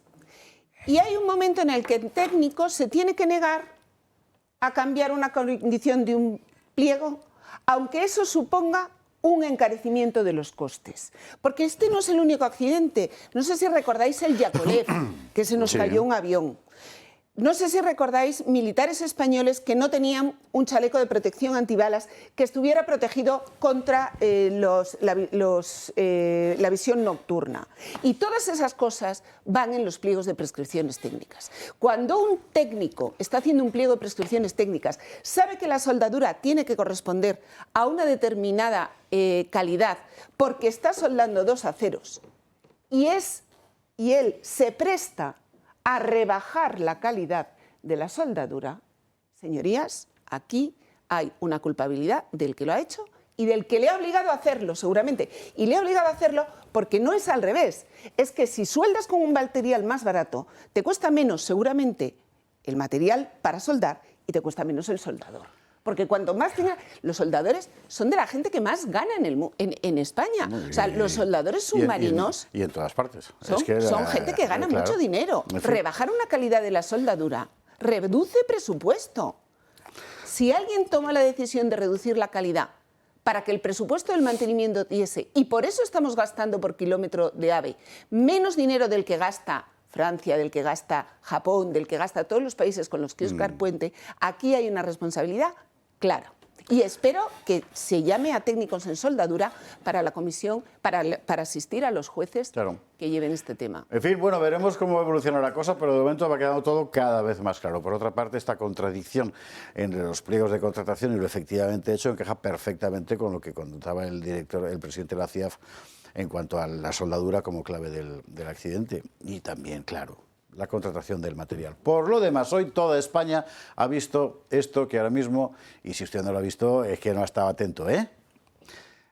Pero de verdad, es que me parece que no se puede ver mejor. No estamos hablando de un AVE, estamos hablando de un tren normal de pueblo. Y es esto. Bueno, pues esta es la vía que tenemos aquí a la entrada de Llerena. Aquí tienen ustedes los tornillos flojos. Ahí están todos flojos. Uno por fuera, otro por dentro. Este está afuera también. Acaba de pasar un tren. Miren cómo están las maderas. Las maderas tienen ya 2 siglos por lo menos. Y esto es lo que tenemos aquí. Y dinero para Cataluña. El Sánchez, dinero para Cataluña. Pedro Sánchez, 5.000 euros de gasoil para ir a Benidorm. Y 5.000 euros de gasto en avión para ir a Benidorm. Y así está la vía aquí. Vergonzoso. Ahí está. Toda grieteada, aquí no hay una viga en condiciones. Los tornillos por fuera. Ahí están todos los tornillos por fuera. Acaba de pasar ahora un tren y se mueve todo. Se caen las paredes que hay en los costados, se caen las paredes. Mira cómo está el tornillo ese. Pues como ese tanto. Pues eso es lo que tenemos aquí. Esto es Extremadura. El culo del mundo. Se maten, para que se maten los extremeños. Hasta las ovejas le da miedo pasar por la vía. Este tiene peligro. Pues esto es lo que tenemos aquí. Mira cómo está hecho. Si esto es derecho, mira los tornillos. Sueltos los tornillos, ahí tienes. Tornillos sueltos. Mira. Esto es lo que hay. El culo de Europa se llama esto. Bueno, señores, buenas tardes. Alucinante. Es que no hay palabras, ¿eh? Es que acojona. perdieron la expresión, pero Tal cual. es que es así. Es decir, es que lo dramático de esto, que esto es muy dramático, es que han muerto 45 personas y lo que podemos prever es que puedan morir en el futuro, porque esto es un problema estructural. Eso es. Y este señor, en su lenguaje muy claro, lo ha dejado más nítido aún para cualquiera, ¿no? Es decir, hablas con gente y dices, es que ¿por qué no me puede pasar esto a mí? Porque esto no se va a solucionar de un día para otro. Esto es una dejación que lleva años, que no ha tenido... Porque, claro, tú hablabas de que los técnicos, los ingenieros, pero Adif no tiene ingenieros, Ana. Sí, claro que tiene. ¿Y dónde están? Pues eso ¿Y dónde te están digo los yo, técnicos? es que aquí, ¿Dónde están? Que aquí el que ha firmado un pliego de prescripciones técnicas en el que se rebaja la calidad de una soldadura, pues tendrá que explicar por qué lo ha hecho. Y tendrá que decir, no, es que yo había puesto una calidad superior... Juego, vamos, que estas cosas pasan así. Yo he puesto una calidad superior y me han dicho que no había presupuesto suficiente. Hombre, porque para eso está la mordida, y la mordida lo que hace es reducir el presupuesto no, pero que hay. Ya, de verdad que yo ya... Vamos a ver, la corrupción es terrible, por supuesto. Pero vuelvo a lo que... Yo creo que lo he dicho en infinidad de programas. Mira, aquí cada uno tenemos que asumir la responsabilidad sobre nuestro trabajo. Y si mi trabajo es hacer el pliego de prescripciones técnicas de una soldadura, señores, es que dependen vidas de ello. Es que dependen vidas. Entonces, los técnicos de España, igual que los interventores, tenemos que dar un paso al frente y decir, yo por aquí no paso. Y vuelvo al problema. Muchas veces lo que pasa en la propia administración es que no se llevan los proyectos a los colegios profesionales. Yo me lo guiso, yo me lo como. Con lo cual, el mismo que hace el proyecto es el que se lo visa, es el que se lo valida, es el que se lo inspecciona, es el que luego da las explicaciones políticas, es el que luego hace la investigación. Señores, esto no puede ser. Eso, de hecho... Esto no puede Eso, ser. de hecho, es verdad que yo hablo de hace 20 años, pero yo esto no lo he visto en la vida, en la administración. ¿El qué? El caciqueo ese. ¿El yo me lo guiso, yo me lo como? El caciqueo, pues jamás. Bueno, pues a la vista está. Lo que pasa es que en este caso concreto, en que hay víctimas, y por lo tanto, en este caso concreto, que hay una responsabilidad civil o penal, no se entiende que los peritos del tribunal no van a ser los mismos que lo han hecho. O sea, que al menos ahora en esta situación, es verdad que ha habido que esperar a la situación ya trágica de las muertes, pero bueno, al menos ahora no va a ser el que lo hizo el que va a hacer el peritaje Claro, de si se hizo bien. Pero hasta ahora... Hasta ahora sí, en sí, todo lo que ha no, y no tiene pasado sentido antes... esperar. Y no tiene sentido esperar a esto. Pero también he de decir que antes de que pasara esto, los traqueteos en los trenes, los notábamos todos. Y no sé, no tengo ni idea de ingeniería, pero si antes no había traqueteos y ahora hay traqueteos, algo malo está pasando. Pero tú has visto los vídeos. Algo malo. ¿Tú has visto los vídeos del tren de alta velocidad en Japón? Sí, sí, efectivamente. No se mueve Que ponen una moneda Claro. de canto y eso no se mueve. En fin, señores. Bueno, perdona, pero es que este señor también ha incidido en un aspecto, lo he dicho varias veces, es que Extremadura es el culo del mundo, porque lo que nos está poniendo otra vez en situación estos días que estamos hablando de este desastre es la diferencia que hay entre alguien que es de Cataluña por el hecho de ser separatista y formar parte del grupo que apoya el gobierno o el hecho de no serlo. Esto efectivamente era ayer en la provincia de Badajoz. Claro, tú escuchas a Junqueras y es que te provoca escalofríos el ver la inhumanidad de esta gente hacia aquellos que no son catalanes. catalanes. Es alucinante. O Rufián. Bueno, de hecho, han cesado a 2 cargos de Adif en Cataluña. Claro, ya están rodando las cárceles por uno. Pero ¿cómo es posible? Pero ¿cómo es posible, José Javier? Pues hay españoles por de muy primera y de separatista segunda, que seas, claro. por muy separatista que seas tan mendaz como para omitir el hecho de que han muerto, aparte de un catalán, otras 45 personas. Fíjese usted que ha dicho Mendaz, por no decir hijo puta, que era lo que estábamos pensando todos. Seguramente. En fin, claro. O Rufián. Rufián es que dices, vamos, que este señor viene de donde viene. Que le ha dicho más de una vez que no le gusta que se le eche arnegos. Normal. Claro, pero si yo teniendo en cuenta dónde son tus padres. Si yo me pongo en la situación de ellos, digo, mira, yo he conseguido que haya 2 dimisiones en cercanías de Cataluña por un muerto. Y mira estos otros, el resto de los españoles, bueno, para ellos los españoles, que con 40 y tantos muertos no han conseguido ninguna dimisión. Eso pasará cuando la gente se enfade muchísimo. Yo Y le aseguro que con lo que vamos a Claro. ver después de la publi se van a enfadar muchísimo, muchísimo, muchísimo más. Antes de irnos a la publi, les recuerdo que tenemos abierto el curso de Fernando Paz. El curso de Fernando Paz de Historia de España completa en Aula Mucha Vida. Todo, o sea, desde el origen hasta España del 78. Basta con entrar en esa web, aulamuchavida.com, y ya se inscribe usted tranquilamente. ¿Qué son? El curso es un curso enteramente online, que se puede ir cuando usted quiera. Y bueno, 40 minutos, 35-40, donde hay de todo, hay líneas cronológicas, hay documentos, entrevistas, etcétera, y por supuesto las clases magistrales de Fernando Paz, valga la redundancia. Hablamuchavida.com. Publi, y a la vuelta seguimos. Mira,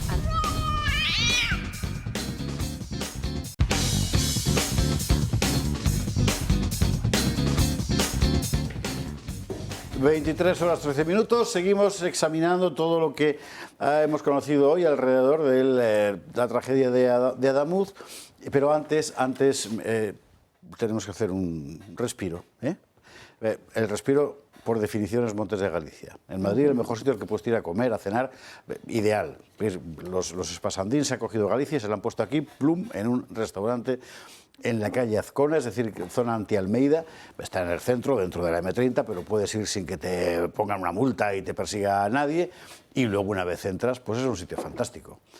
Aunque esté lleno, puedes hablar en voz baja y te oyes. Eso es un milagro, y aquí pasa. Y luego, pues lo que es la cocina gallega, los sabores, los aromas, el aspecto maravilloso que tienen los platos que está viendo usted ahí, es decir, la cocina gallega de toda la vida, pero con una vuelta en cuanto a la elaboración para hacerla más de nuestro tiempo y más atractiva. Y un servicio excelente, lo diré siempre porque de verdad que son de primera.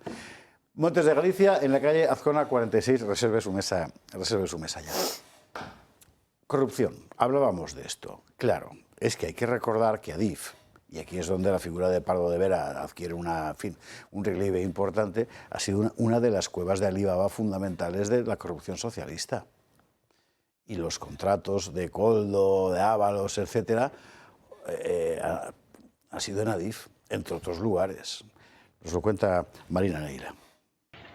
Cuando la seguridad ferroviaria resulta más que cuestionable, un informe de la UCO de la Guardia Civil de junio del año pasado recoge conversaciones entre el exministro de Transportes, José Luis Ábalos, y el que fuera su asesor, Coldo García. En ella hablan del reparto de obras de Adif relacionadas con trabajos muy importantes sobre seguridad. En esta conversación grabada por Coldo en abril de 2019, el asesor le informa a Ábalos que se van a aprobar 14 obras de manera inminente y que son 14 presupuestos para sacarlos a licitación. Mira, lo de Adif es el día 26. Se aprueban 14 obras, ¿vale? 14 presupuestos para sacarlos ya a licitación este mismo mes, ¿vale? Lo curioso es que algunas de esas obras ya tenían destinatario. Siguieron las órdenes de Isabel, identificada en el informe como Isabel Pardo de Vera, presidenta de Adif en ese momento, e imputada ahora en la Audiencia Nacional por posibles amaños de obras públicas. De esas 14 hay 5, ¿vale?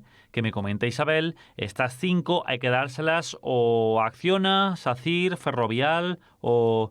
Son muy complicadas, son muy importantes de seguridad y no podemos quedar mal, ¿vale? Según la UCO, en esta conversación se plantea una asignación de licitaciones antes de ser publicadas. Para los investigadores, la fase determinante del concurso se produjo durante la etapa de José Luis Ábalos como ministro de Transportes. De hecho, en mayo de 2021 se revisaron las ofertas de las empresas, 2 meses antes de que Pedro Sánchez decidiera prescindir del dirigente valenciano, que ahora está en prisión.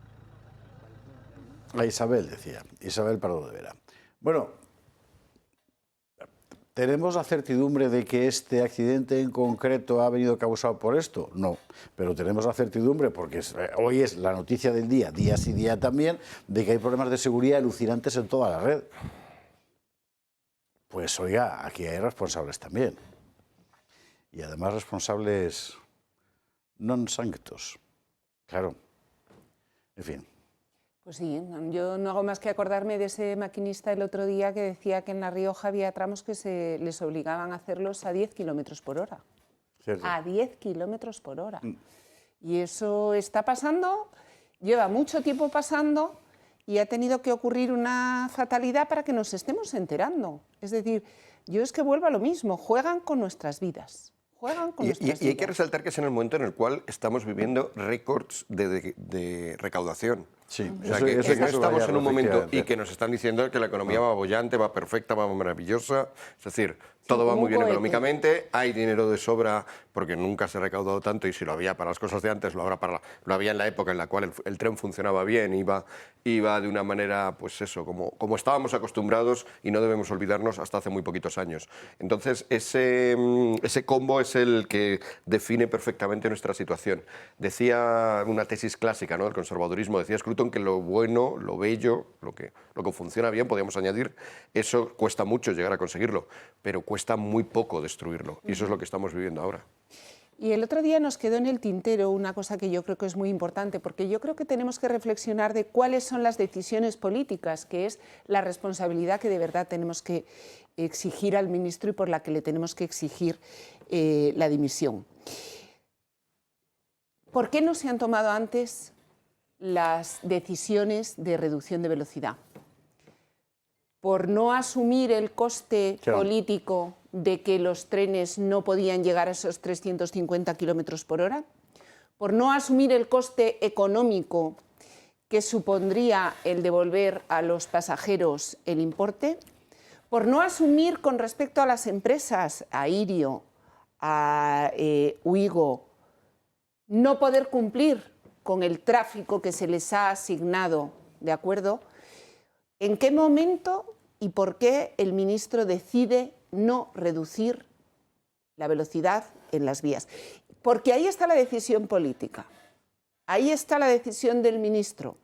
¿Se reduce la velocidad para proporcionar la seguridad adecuada o no se reduce la velocidad porque tiene un coste con respecto a los contratos de todos aquellos operadores que han entrado libremente a un mercado y han cumplido unas condiciones, porque no se quiere cumplir con las obligaciones económicas para con los...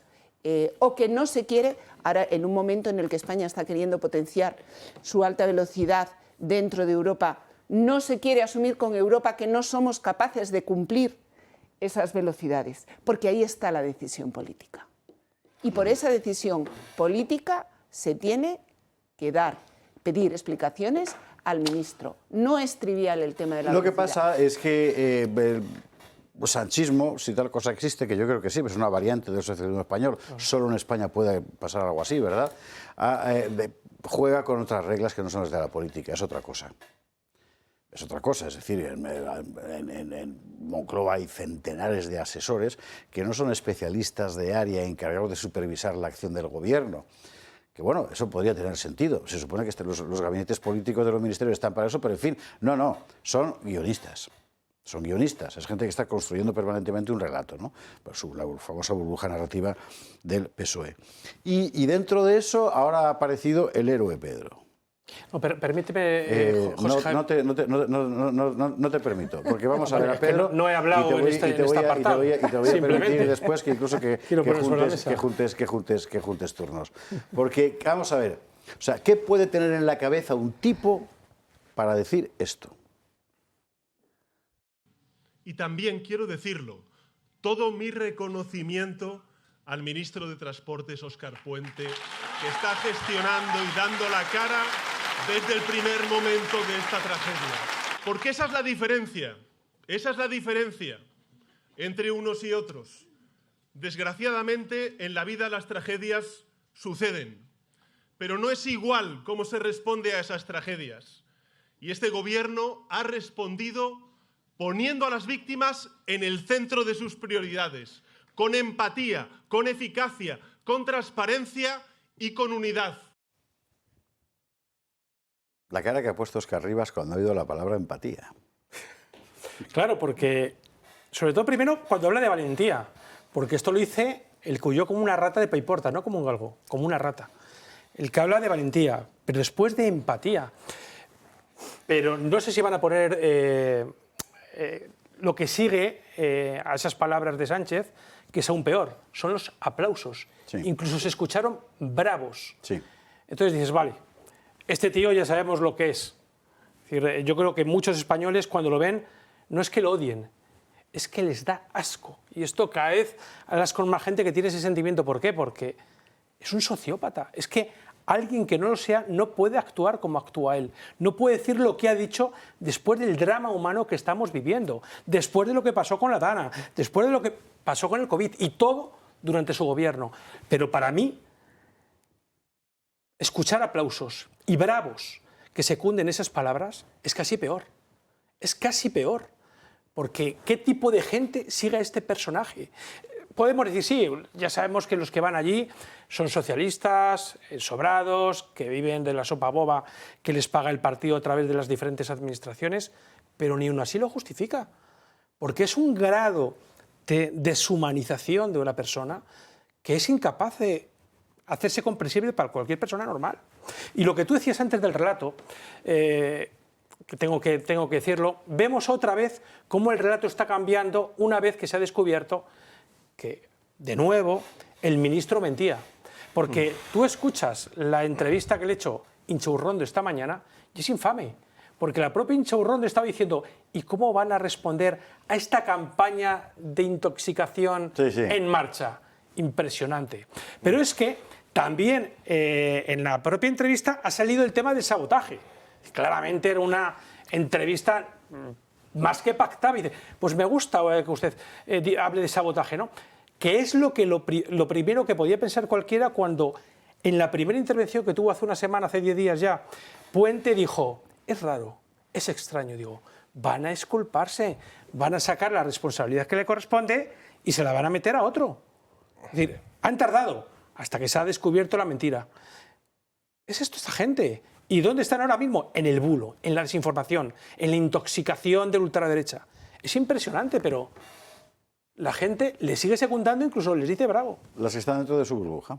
Pero, de todas formas, es que yo sé que tú utilizabas el término sanchismo simplemente para calificar un fenómeno peculiar o exacerbado aquí en España, pero yo creo que desde siempre ha sido un error considerar que el problema de lo que nos está pasando es Sánchez. Efectivamente. Que una persona, hay que mala pata que hay una persona ahí y todo el mundo le tiene que obedecer o todo el mundo tiene que adoptar. Es más, fue una persona que no colocó ni siquiera los capitostes del partido, lo colocaron los afiliados del PSOE en contra del aparato del partido. Es decir, la masa de afiliados socialistas le preferían con mucho a él. Es el que mejor refleja al afiliado socialista. Es el que mejor refleja a día de hoy a toda la llamada a esta coalición de gobierno, que están muy contentos. De hecho, un dato significativo ya desde hace meses, ya no es una cuestión que podamos decir, bueno, es coyuntural, es que prácticamente todos esos partidos, según las encuestas, están perdiendo. Están perdiendo votos todos, o sea, según analizando no lo que dice el CIS que ha descubierto, sino lo que de verdad está en los datos del CIS. Viendo los datos del CIS, ahora, por ejemplo, Junts per Catalunya no tendría ni grupo parlamentario, 4 diputados en el Congreso de los Diputados, 4. O sea, es una pérdida brutal, es una degradación brutal, porque siguen ahí. Pues siguen ahí porque están de acuerdo con lo que está haciendo y porque les encanta lo que está haciendo, como les encantaba a los afiliados socialistas que votaron entusiastamente. Entonces, creo que el discurso del problema de Sánchez es un discurso para no reconocer que hay un grave problema y para, por lo tanto... Hay un grave problema con la izquierda española. Sánchez lo que ha hecho ha sido sacar el máximo partido de la transformación de la izquierda española en una puñetera secta destructiva. Y tampoco ha tenido que ser... Con Zapatero, dime. Y tampoco ha tenido que ser súper listo. Es decir, o sea, cualquiera que esté un poco atento a lo que es la izquierda española y adláteres a día de hoy, haría exactamente lo mismo que Sánchez, con un pero, que es, pero es que eso implica saltarte un montón de barreras morales, por ejemplo, colaborar con Bildu de tú a tú o preferir a Bildu antes que a todo lo que consideras la derecha, y claro, eso ya sí es difícil. Es verdad, ese es el único mérito de Sánchez, o sea, un mérito estrictamente de inmoralidad o amoralidad, que no ha tenido un freno, pero la lógica en pro de conservar el poder y en pro de que la izquierda mande. La lógica de Sánchez es impecable, o sea, a mí nunca me ha sorprendido. Yo lo veo y digo, claro, esto es lo nuevo que tiene que hacer si quiere tener poder. Claro, esto es lo nuevo que tiene que hacer si quiere quedarse en el gobierno. Como no tengo fe moral en él, tampoco me ponía, ¡ay, qué sorpresa que lo hace! Hemos tenido un ejemplo de libro hoy de esa deriva demencial de la izquierda española con el asunto de Uclés, que se ha negado a ir a un acto donde estaban Aznar y Espinosa de los Monteros. Entonces, un tipo que considera que la democracia consiste en que el prójimo debe ser exterminado... y a su vez eso es alucinante. Y a su vez se cree que eso le da superioridad moral. Exactamente. Porque es imprescindible Sí, que esa sea su superioridad moral como izquierda, es que no tolera la existencia de los otros y lo exhibe y se victimiza. Pues eso, ¿no?, es el fruto, eso es el fruto de la izquierda, que empieza muy fundamentalmente con Zapatero y que tiene en la ley de memoria histórica, además, una de sus armas fundamentales. Es decir, aquel día estaban los buenos y los malos. Los buenos eran ellos y los malos todos los demás. Y para el malo no haya piedad para los hijos de Amalek. Correcto. De hecho, Uclés tampoco es significativo, llamativo o sorprendente. Uclés lo único que está haciendo es eso, que está expresado legalmente. Legalmente significa con multas y significa con todo el poder que puede tener el Estado. Eso es que está en la ley de memoria histórica y luego en la ley de memoria democrática, él lo aplica en la vida cotidiana. Si hay unos muy buenos y otros muy malos, ¿cómo nos vamos a sentar los súper buenos con los súper malos? No todos perdieron. ¿verdad? Claro, es más, cuando el propio acto insinuaba, estaba detrás la idea de que todo, fíjate, ni siquiera decía todos fueron culpables, sino todos perdimos. Todos los españoles perdimos de la guerra civil. No, esto ya no se puede tolerar. No todos perdimos. Perdimos solo, o al menos solo es importante que perdimos los buenos para él. Los otros no solo no perdieron, sino que deberían haber sido exterminados. Como por otra parte ya estaba pasando y, hombre, ya llevábamos a un cuarto de religiosos, de frailes españoles asesinados. Claro, la cosa se acabó porque duró 3 años, nos dan un poquito más y en vez de un cuarto son la mitad, o son el 75%, o son el 100%. Y teníamos derecho a eso porque somos los buenos. Bueno, esta es la perspectiva que está ahí y que cala entre muchísima gente. O sea, mucha gente cuando este hombre, Uclés, se hace este vídeo no es para ser insultado, aunque por supuesto sabe que será insultado por parte de la derecha y se victimizará más. Pero a su vez hay montones de masas de personas que le dicen... Que son los trepanaos de los que hablábamos. Claro. Pero es que aún así, y por supuesto suscribo todo lo que ha dicho Miguel Ángel, impacta escuchar a afiliados o no afiliados, es igual, a personas que jaleen las palabras de Sánchez. Con 45 víctimas frescas. Pero porque tenemos que aceptar que ellos están ahí. O sea, aceptar a ver qué significa aceptarlo. Aceptar el mal no hay que aceptarlo, ¿no? Pero desde un punto de vista cognoscitivo, tenemos que aceptar que son así. Han hecho esa opción, han hecho una opción radicalmente por el mal, que es excluir, en términos políticos. No puede haber un mal mayor, que es excluir de tu comunidad política a todos aquellos que no piensen como tú y están más allá de una frontera que ha diseñado tu líder. Eso es ya lo que rompe el demos, la polis, o sea, es lo más antipolítico que hay. Ellos están ahí, por lo tanto, todo lo que venga desde ahí es lógico, nos puede decir... Una y otra vez podemos recordar qué maldad han adoptado, pero no nos pueden sorprender las consecuencias. Sí, y que viene, decir Zapatero, desde luego con Zapatero hay un punto de inflexión, y recordemos cómo llegó Zapatero con un acto violento, que no es casual, ¿no? Pero, hombre, el felipismo también tuvo algo que ver, ¿no? Es decir, porque ahora mismo se endiosa a Felipe González y dice, bueno, es que esta gente está haciendo a Felipe González. No, es una fase evolutiva, es un proceso que empieza... desde hace mucho más tiempo del que la gente se cree. Yo creo que hay una diferencia... Pero Felipe González hizo lo que tocaba en aquel momento. Recordad cómo se hablaba del PRI.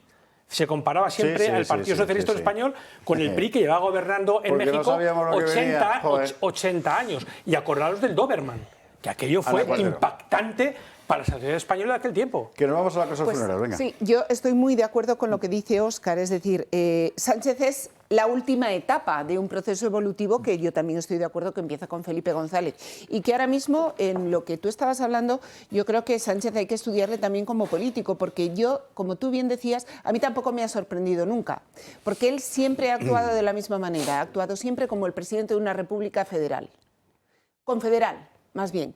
Y cuando se quita, sobre todo, todas las víctimas que ha habido durante sus 2 mandatos, se las quita de encima porque eso son cosas menores, eso son cosas internas con las que él no se va a manchar las manos. Y le da exactamente igual quién haya sido el culpable. Lo que está claro es que él no se va a manchar las manos con esos. Y estoy también de acuerdo contigo en que no es él solo. Por eso es tan inadecuado cuando dice Feijóo que hay que derrocar el sanchismo.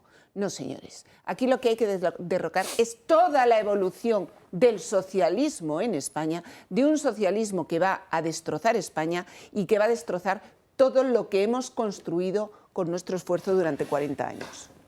¿Cómo se destruye? Pues para empezar plantándose, que es lo que han hecho las víctimas y los familiares de las víctimas, en fin, del accidente, en el famoso asunto del autodenominado funeral, en realidad un rito fúnebre, que les querían meter. Y han dicho que no, que no. Y además que se mantengan bien lejos los políticos, sí, tal, que es lo suyo.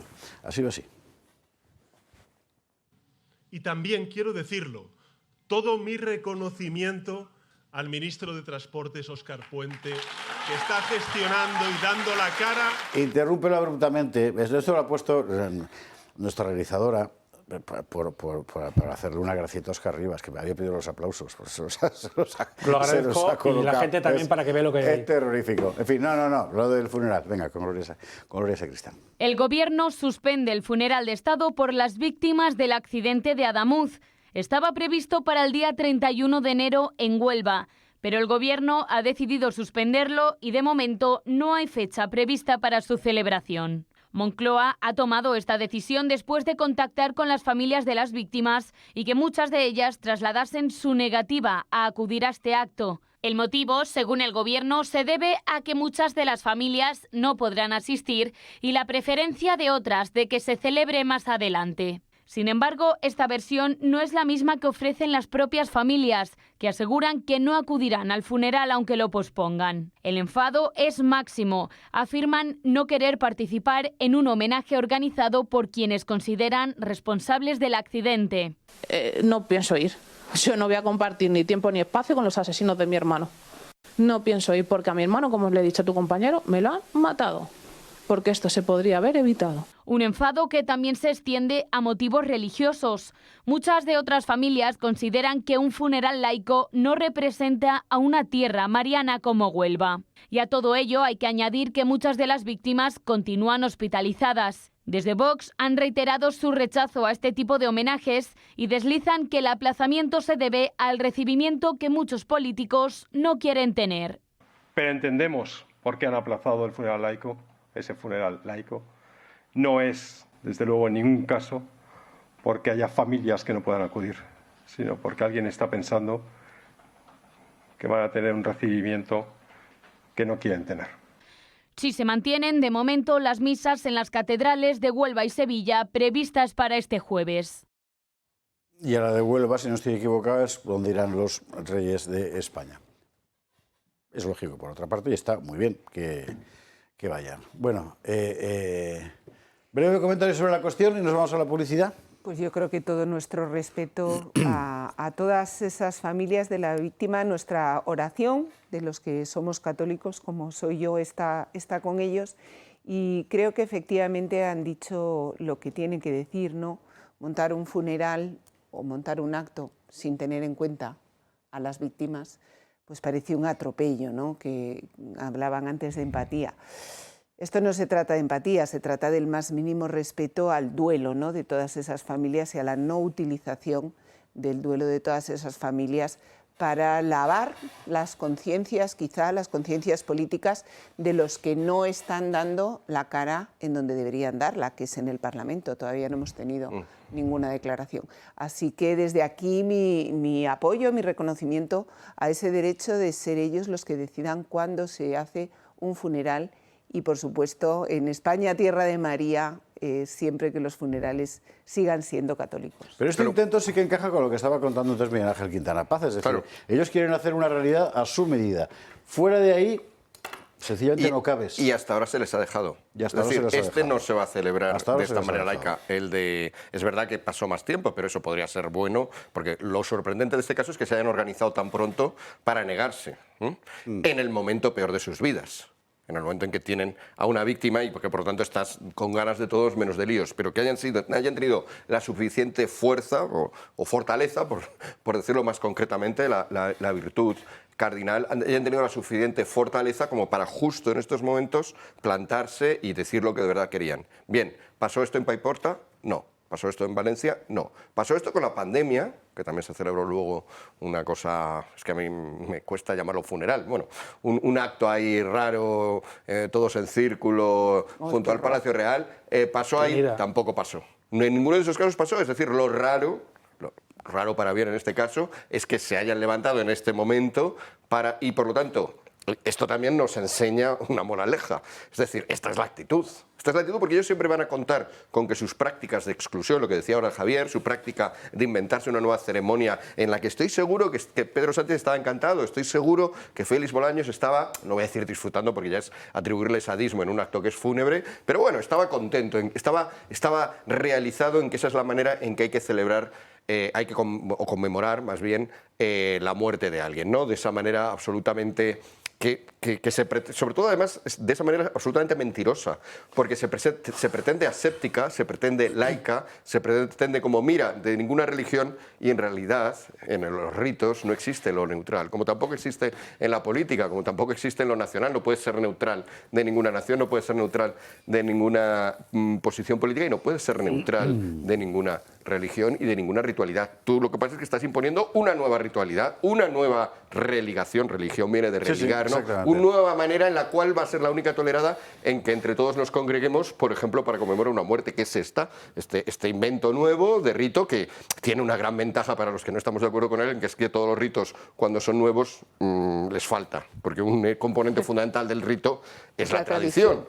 Entonces, tenemos la gran ventaja de que ahora estamos en el mejor momento para pararlo, porque es cuando resulta más ridículo, cuando resulta más poco estético, cuando resulta, pues eso, absolutamente desaborío, o sea, no tiene nada. Pero desde luego sí que tienen detrás una percepción muy clara de qué es esto lo nuevo que quieren imponernos. No tiene ni recinto propio. Recuerdo un poco lo que le dijo Talleyrand a Lafayette, la primera ceremonia en el campo de marzo en la Francia revolucionaria recién amanecida, el primer gran acto ritual, y le dijo Talleyrand: por favor, general, no me haga reír. Pues es un poco eso, la verdad. En fin. Bueno, hay una novela muy interesante que, por ejemplo, de hecho, el Papa Francisco la recomendaba mucho, Señor del Mundo.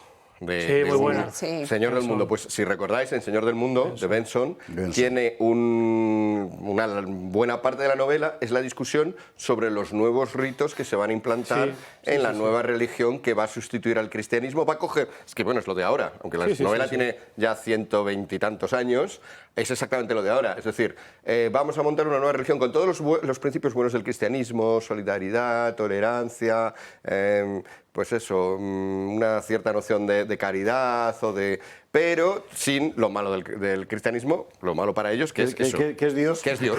Claro, es Cristo, ¿no? Es Cristo, claro, ¿qué es el cristianismo sin Cristo? Por cierto, otro que hace una reflexión igual, un poquito antes, por los mismos años, ese sí a principios del siglo XX, es Soloviev, ¿no? Que también hace este... O sea, que es un asunto que ya tiene 100 y pico años de gente que está detectando... Se está detectando unas ganas de vender una especie de pseudo-cristianismo absolutamente degradado. Y ya digo, en el caso de Benson, lo de Soloviev es más corto porque es un cuento, un diálogo. En el caso de Benson, pues eso, esa nueva religión tiene que tener sus ritos y entonces cogen a un cura y le piden que coja los ritos católicos y los licúe, ¿no? Los simplifique mucho, tal, pero que adopte... O sea, es todo esto está muy claro, tiene una voluntad de real y es lógico. Y de nuevo es lógico. Y en mi novela sobre el final de los tiempos hay una iglesia que es la iglesia de la solidaridad que funciona precisamente así. O sea, es la sustitución. Azaña dijo también cerramos tema, Óscar, y a la pública vamos a hablar de Trump. Venga. Azaña dijo también que España había dejado de ser católica y no por decirlo él había dejado de ser católica. Me ha gustado mucho que hables de la Tierra de María porque es cierto, tú vas a las iglesias y las parroquias ya no están como antes, no se llenan, pero hay un sentimiento. Hay una tradición, hay una herencia, hay un legado de padres a hijos que se pone de manifiesto, por ejemplo, cuando hablaba no esta chica, sino diferentes familiares, no.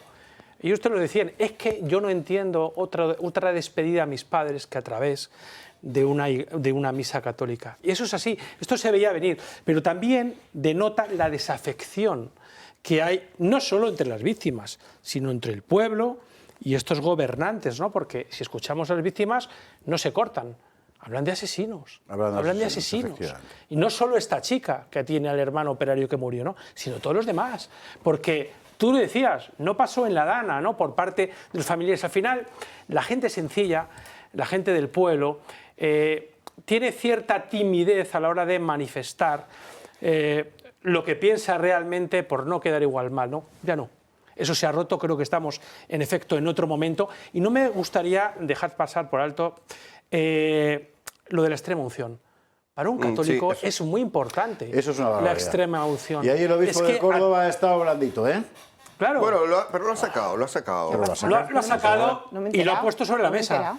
Bueno, pues no dejaron, se acercaron diferentes sacerdotes no me lo puedo creer. y no les dejaron pasar. Qué barbaridad. Y claro, las víctimas no Eso pudieron es un recibir la atentado contra extremoción. la libertad religiosa. Por eso, claro, Totalmente. pero lo que pasa es que ya hay gente que no entiende que la libertad religiosa incluye eso. Por lo tanto, hay que hacer, por desgracia, hay que hacer una ley que deje claro esto. Que deje claro que en situaciones de emergencia, que en situaciones Exacto. de peligro de muerte, no, es que hay que restringir el paso porque, claro, no puede pasar todo el mundo, tal. Muy bien, pero a los sanitarios los dejáis, sí, pues sanitarios y sacerdotes. Y sacerdotes. Igual que en el frente, coño. Claro, Igual. pues claro. Claro. Hasta ahora se daba por supuesto y ahora ya no, por desgracia. A la publi, señores. Pero es un daño irreparable lo que sucedió el otro día con Sí, los sí, sí, católicos sí, que sí, murieron. es irreparable. Irreparable. Y por eso es tan grave que yo creo que de verdad... digo que a la publicidad, ellos que sigan, pero usted y yo nos vamos a la publi. ¿Por qué? Porque hay algo de lo que nadie le ha informado a usted, salvo en canales concretos, el de Pedro Baños y tal, Jasiel París, que es el documento de estrategia de defensa norteamericano. No el de seguridad nacional que sacaron hace unos meses, no, el nuevo. Publi y lo vemos.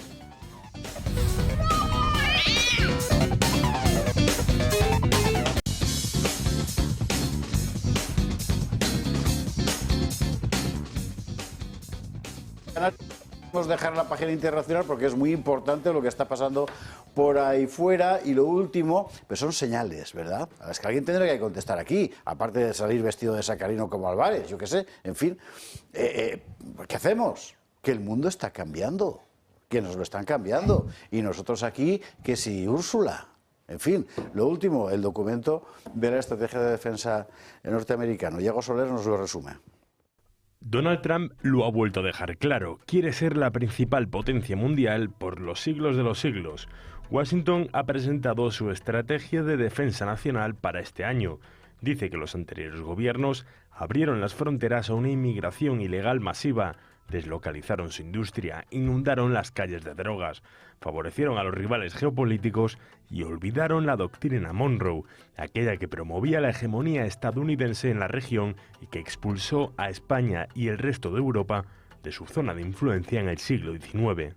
Es por ello que reposiciona su hemisferio con la captura de Maduro y las amenazas sobre Groenlandia, territorio danés que alberga tierras raras y que podría ser un territorio propicio por su clima para albergar centros de datos, ya que se ahorraría el enfriamiento. El Pentágono denuncia que Europa puede iniciar una tercera guerra mundial y por ello anima a los estados a rearmarse por sí solos ante una Rusia que califica de persistente pero manejable. El objetivo estadounidense es Asia, nada nuevo, lo dejó claro Obama allá por el 2016. Biden en la cumbre de la OTAN de Madrid y de nuevo Trump, que pone a China como su principal amenaza. Busca negociar con Pekín desde una posición de fuerza, afirma que priorizará los canales diplomáticos y alaba a Xi Jinping, pero advierte que tendrá una posición militar sólida, ni una sola mención a Taiwán, isla reclamada por China y donde se podría ver si Estados Unidos saldría en ayuda de un aliado. Es muy interesante lo que está pasando. Aquí tenemos dicho, el primero fue Fernando Paz, ha quedado lo suyo, que nada de todo esto se entiende si perdemos de vista que antes ha habido otros movimientos de otros agentes, particularmente de China, y en buena medida la política de Trump es una respuesta a todo esto.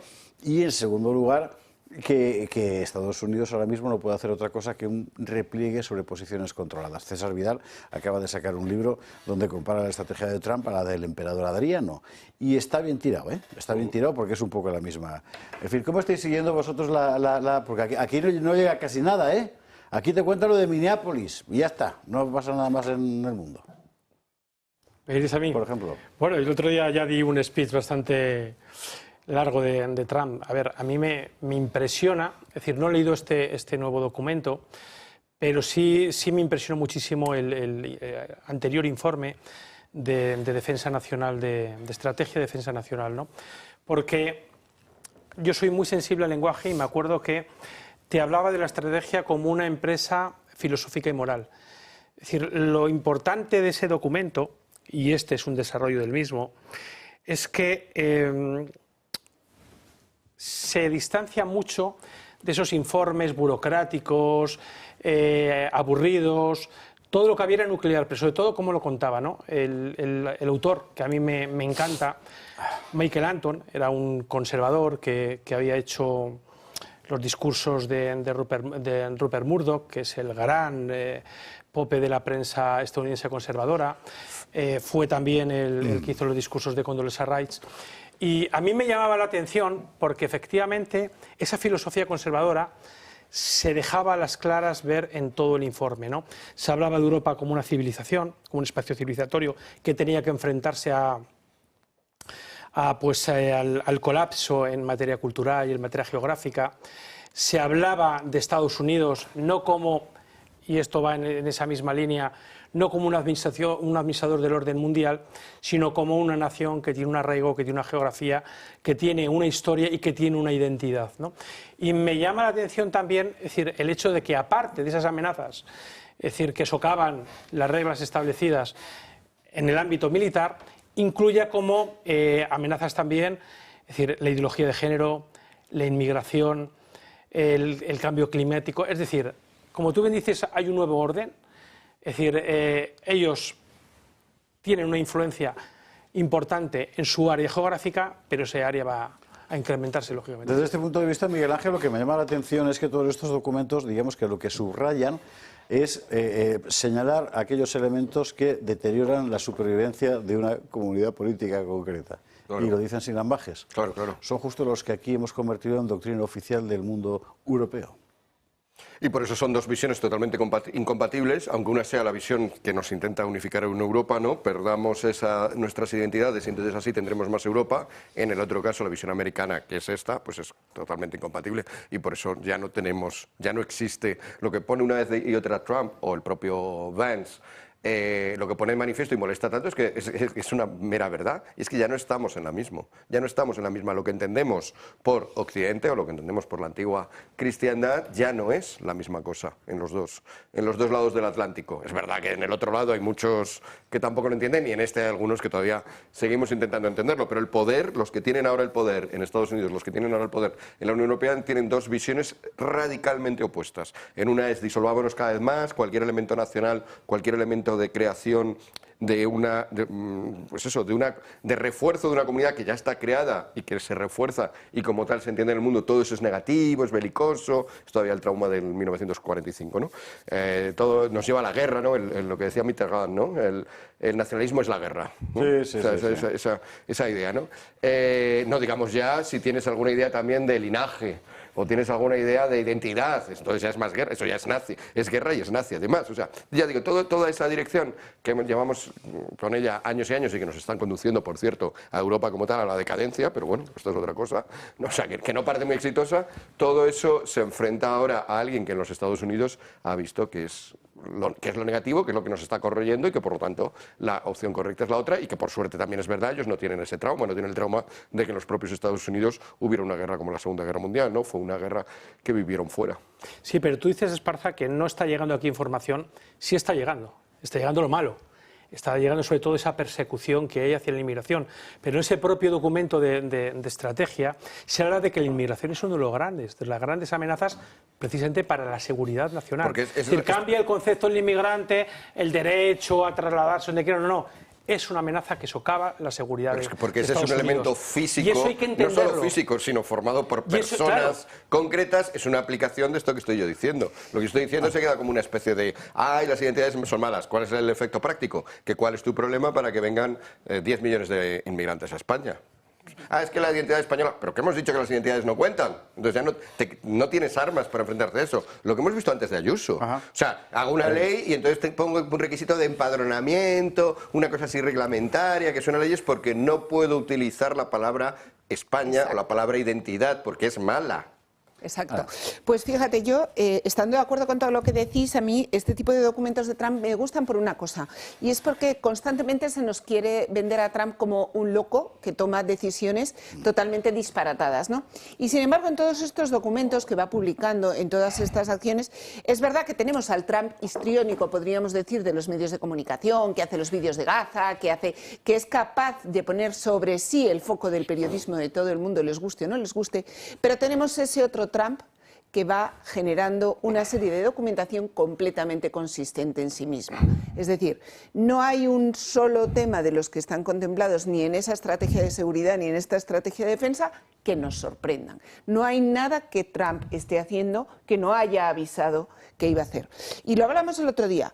Tenemos ahora muy pronto las elecciones de midterm en Estados Unidos y veremos realmente qué es lo que piensan los estadounidenses. Pero tienen un privilegio y es que van a poder evaluar realmente la ejecución de las políticas que les prometieron que iban a aplicar durante su mandato, cosa que, desde luego, en Europa y no solo en España, lo que estamos acostumbrados es a unos políticos que acceden al gobierno prometiendo unas cosas y, sin embargo, ejecutando otras muy distintas. Yo creo que todo lo que está haciendo Trump está dando a su proyecto, que te puede gustar más o menos, una coherencia doctrinal y una coherencia en los documentos en los que lo refleja, que no pueden llevar a nadie a decir que no haya puesto las cartas sobre la mesa diciendo exactamente lo que va a querer, lo que va a hacer. Sí, porque lo que denota es que tiene detrás una estructura, es decir, que no hace lo que le da la gana. De hecho, Michael Anton, que estoy convencido que también es el muñidor de este documento, escribió un libro muy interesante, de Stakes, es decir, corrígeme si me equivoco, Miguel Ángel, puede ser lo que nos jugamos, lo que está en juego, es decir, en el que hablaba del cesarismo rojo. Aquí eso puede recordar a un Hugo Chavismo, pero no, rojo es por republicano, ¿no? Y él ahí hablaba de que la República debe ser presidida por un hombre fuerte, es decir, que no esté sometido al Congreso, que es un debate que existe en Estados Unidos desde hace 2 siglos, ¿no? El papel de conciliación entre un Congreso que era muy fuerte, tradicionalmente ha sido muy fuerte en Estados Unidos, frente a una presidencia que era más débil. Trump claramente se está imponiendo, porque aquí es cierto que no nos gustan los decretazos de Sánchez, pero él está marcando las políticas a través de órdenes ejecutivas. El Congreso no está pintando mucho. Lo que pasa es que está introduciendo medidas que aplican políticas que a nosotros nos gustan. 20 segundos finales, Ana, 20 segundos. Pero por eso he dicho yo antes... Sí, pero ahí es verdad que estoy leyendo yo ahora un libro sobre la subsidiariedad del Estado que explica perfectamente cómo los sistemas se pervierten o no se pervierten independientemente del modelo en el que sean elegidos y cómo un gobernante elegido democráticamente puede convertirse en un tirano muchísimo peor y cómo un gobierno no elegido democráticamente puede responder mucho más a los intereses de los ciudadanos. Es decir, lo que deja claro es que al final es vital la catadura moral del que ejerce el poder. Claro. Sí, esa discusión es, en el fondo, es una discusión de comparativa con el Imperio Romano, ¿no? Que en un momento determinado deja de ser una república y empieza a ser un imperio. Es verdad que hay muchos motivos por los cuales yo creo que en Estados Unidos no se puede dar ese tránsito. Pero has dicho, Óscar, es que nos molestan los decretos con los que gobierna Sánchez. Yo lo he dicho ya en la primera intervención. Por injusto. De este decreto lo que me gusta es que igual que se aprueba se puede revertir también por decreto. O sea que yo no tengo ninguna enemistad al método como tal. Yo he dejado claro que el método me gusta, lo que pasa es que no me ha gustado la utilización. Señores, gracias mil por estar aquí esta noche. Óscar Rivas, Miguel Ángel Quintana Paz, Ana Cuartero. Y a ustedes por estar ahí al otro lado. Nosotros mañana volvemos con más información aquí en El Gato.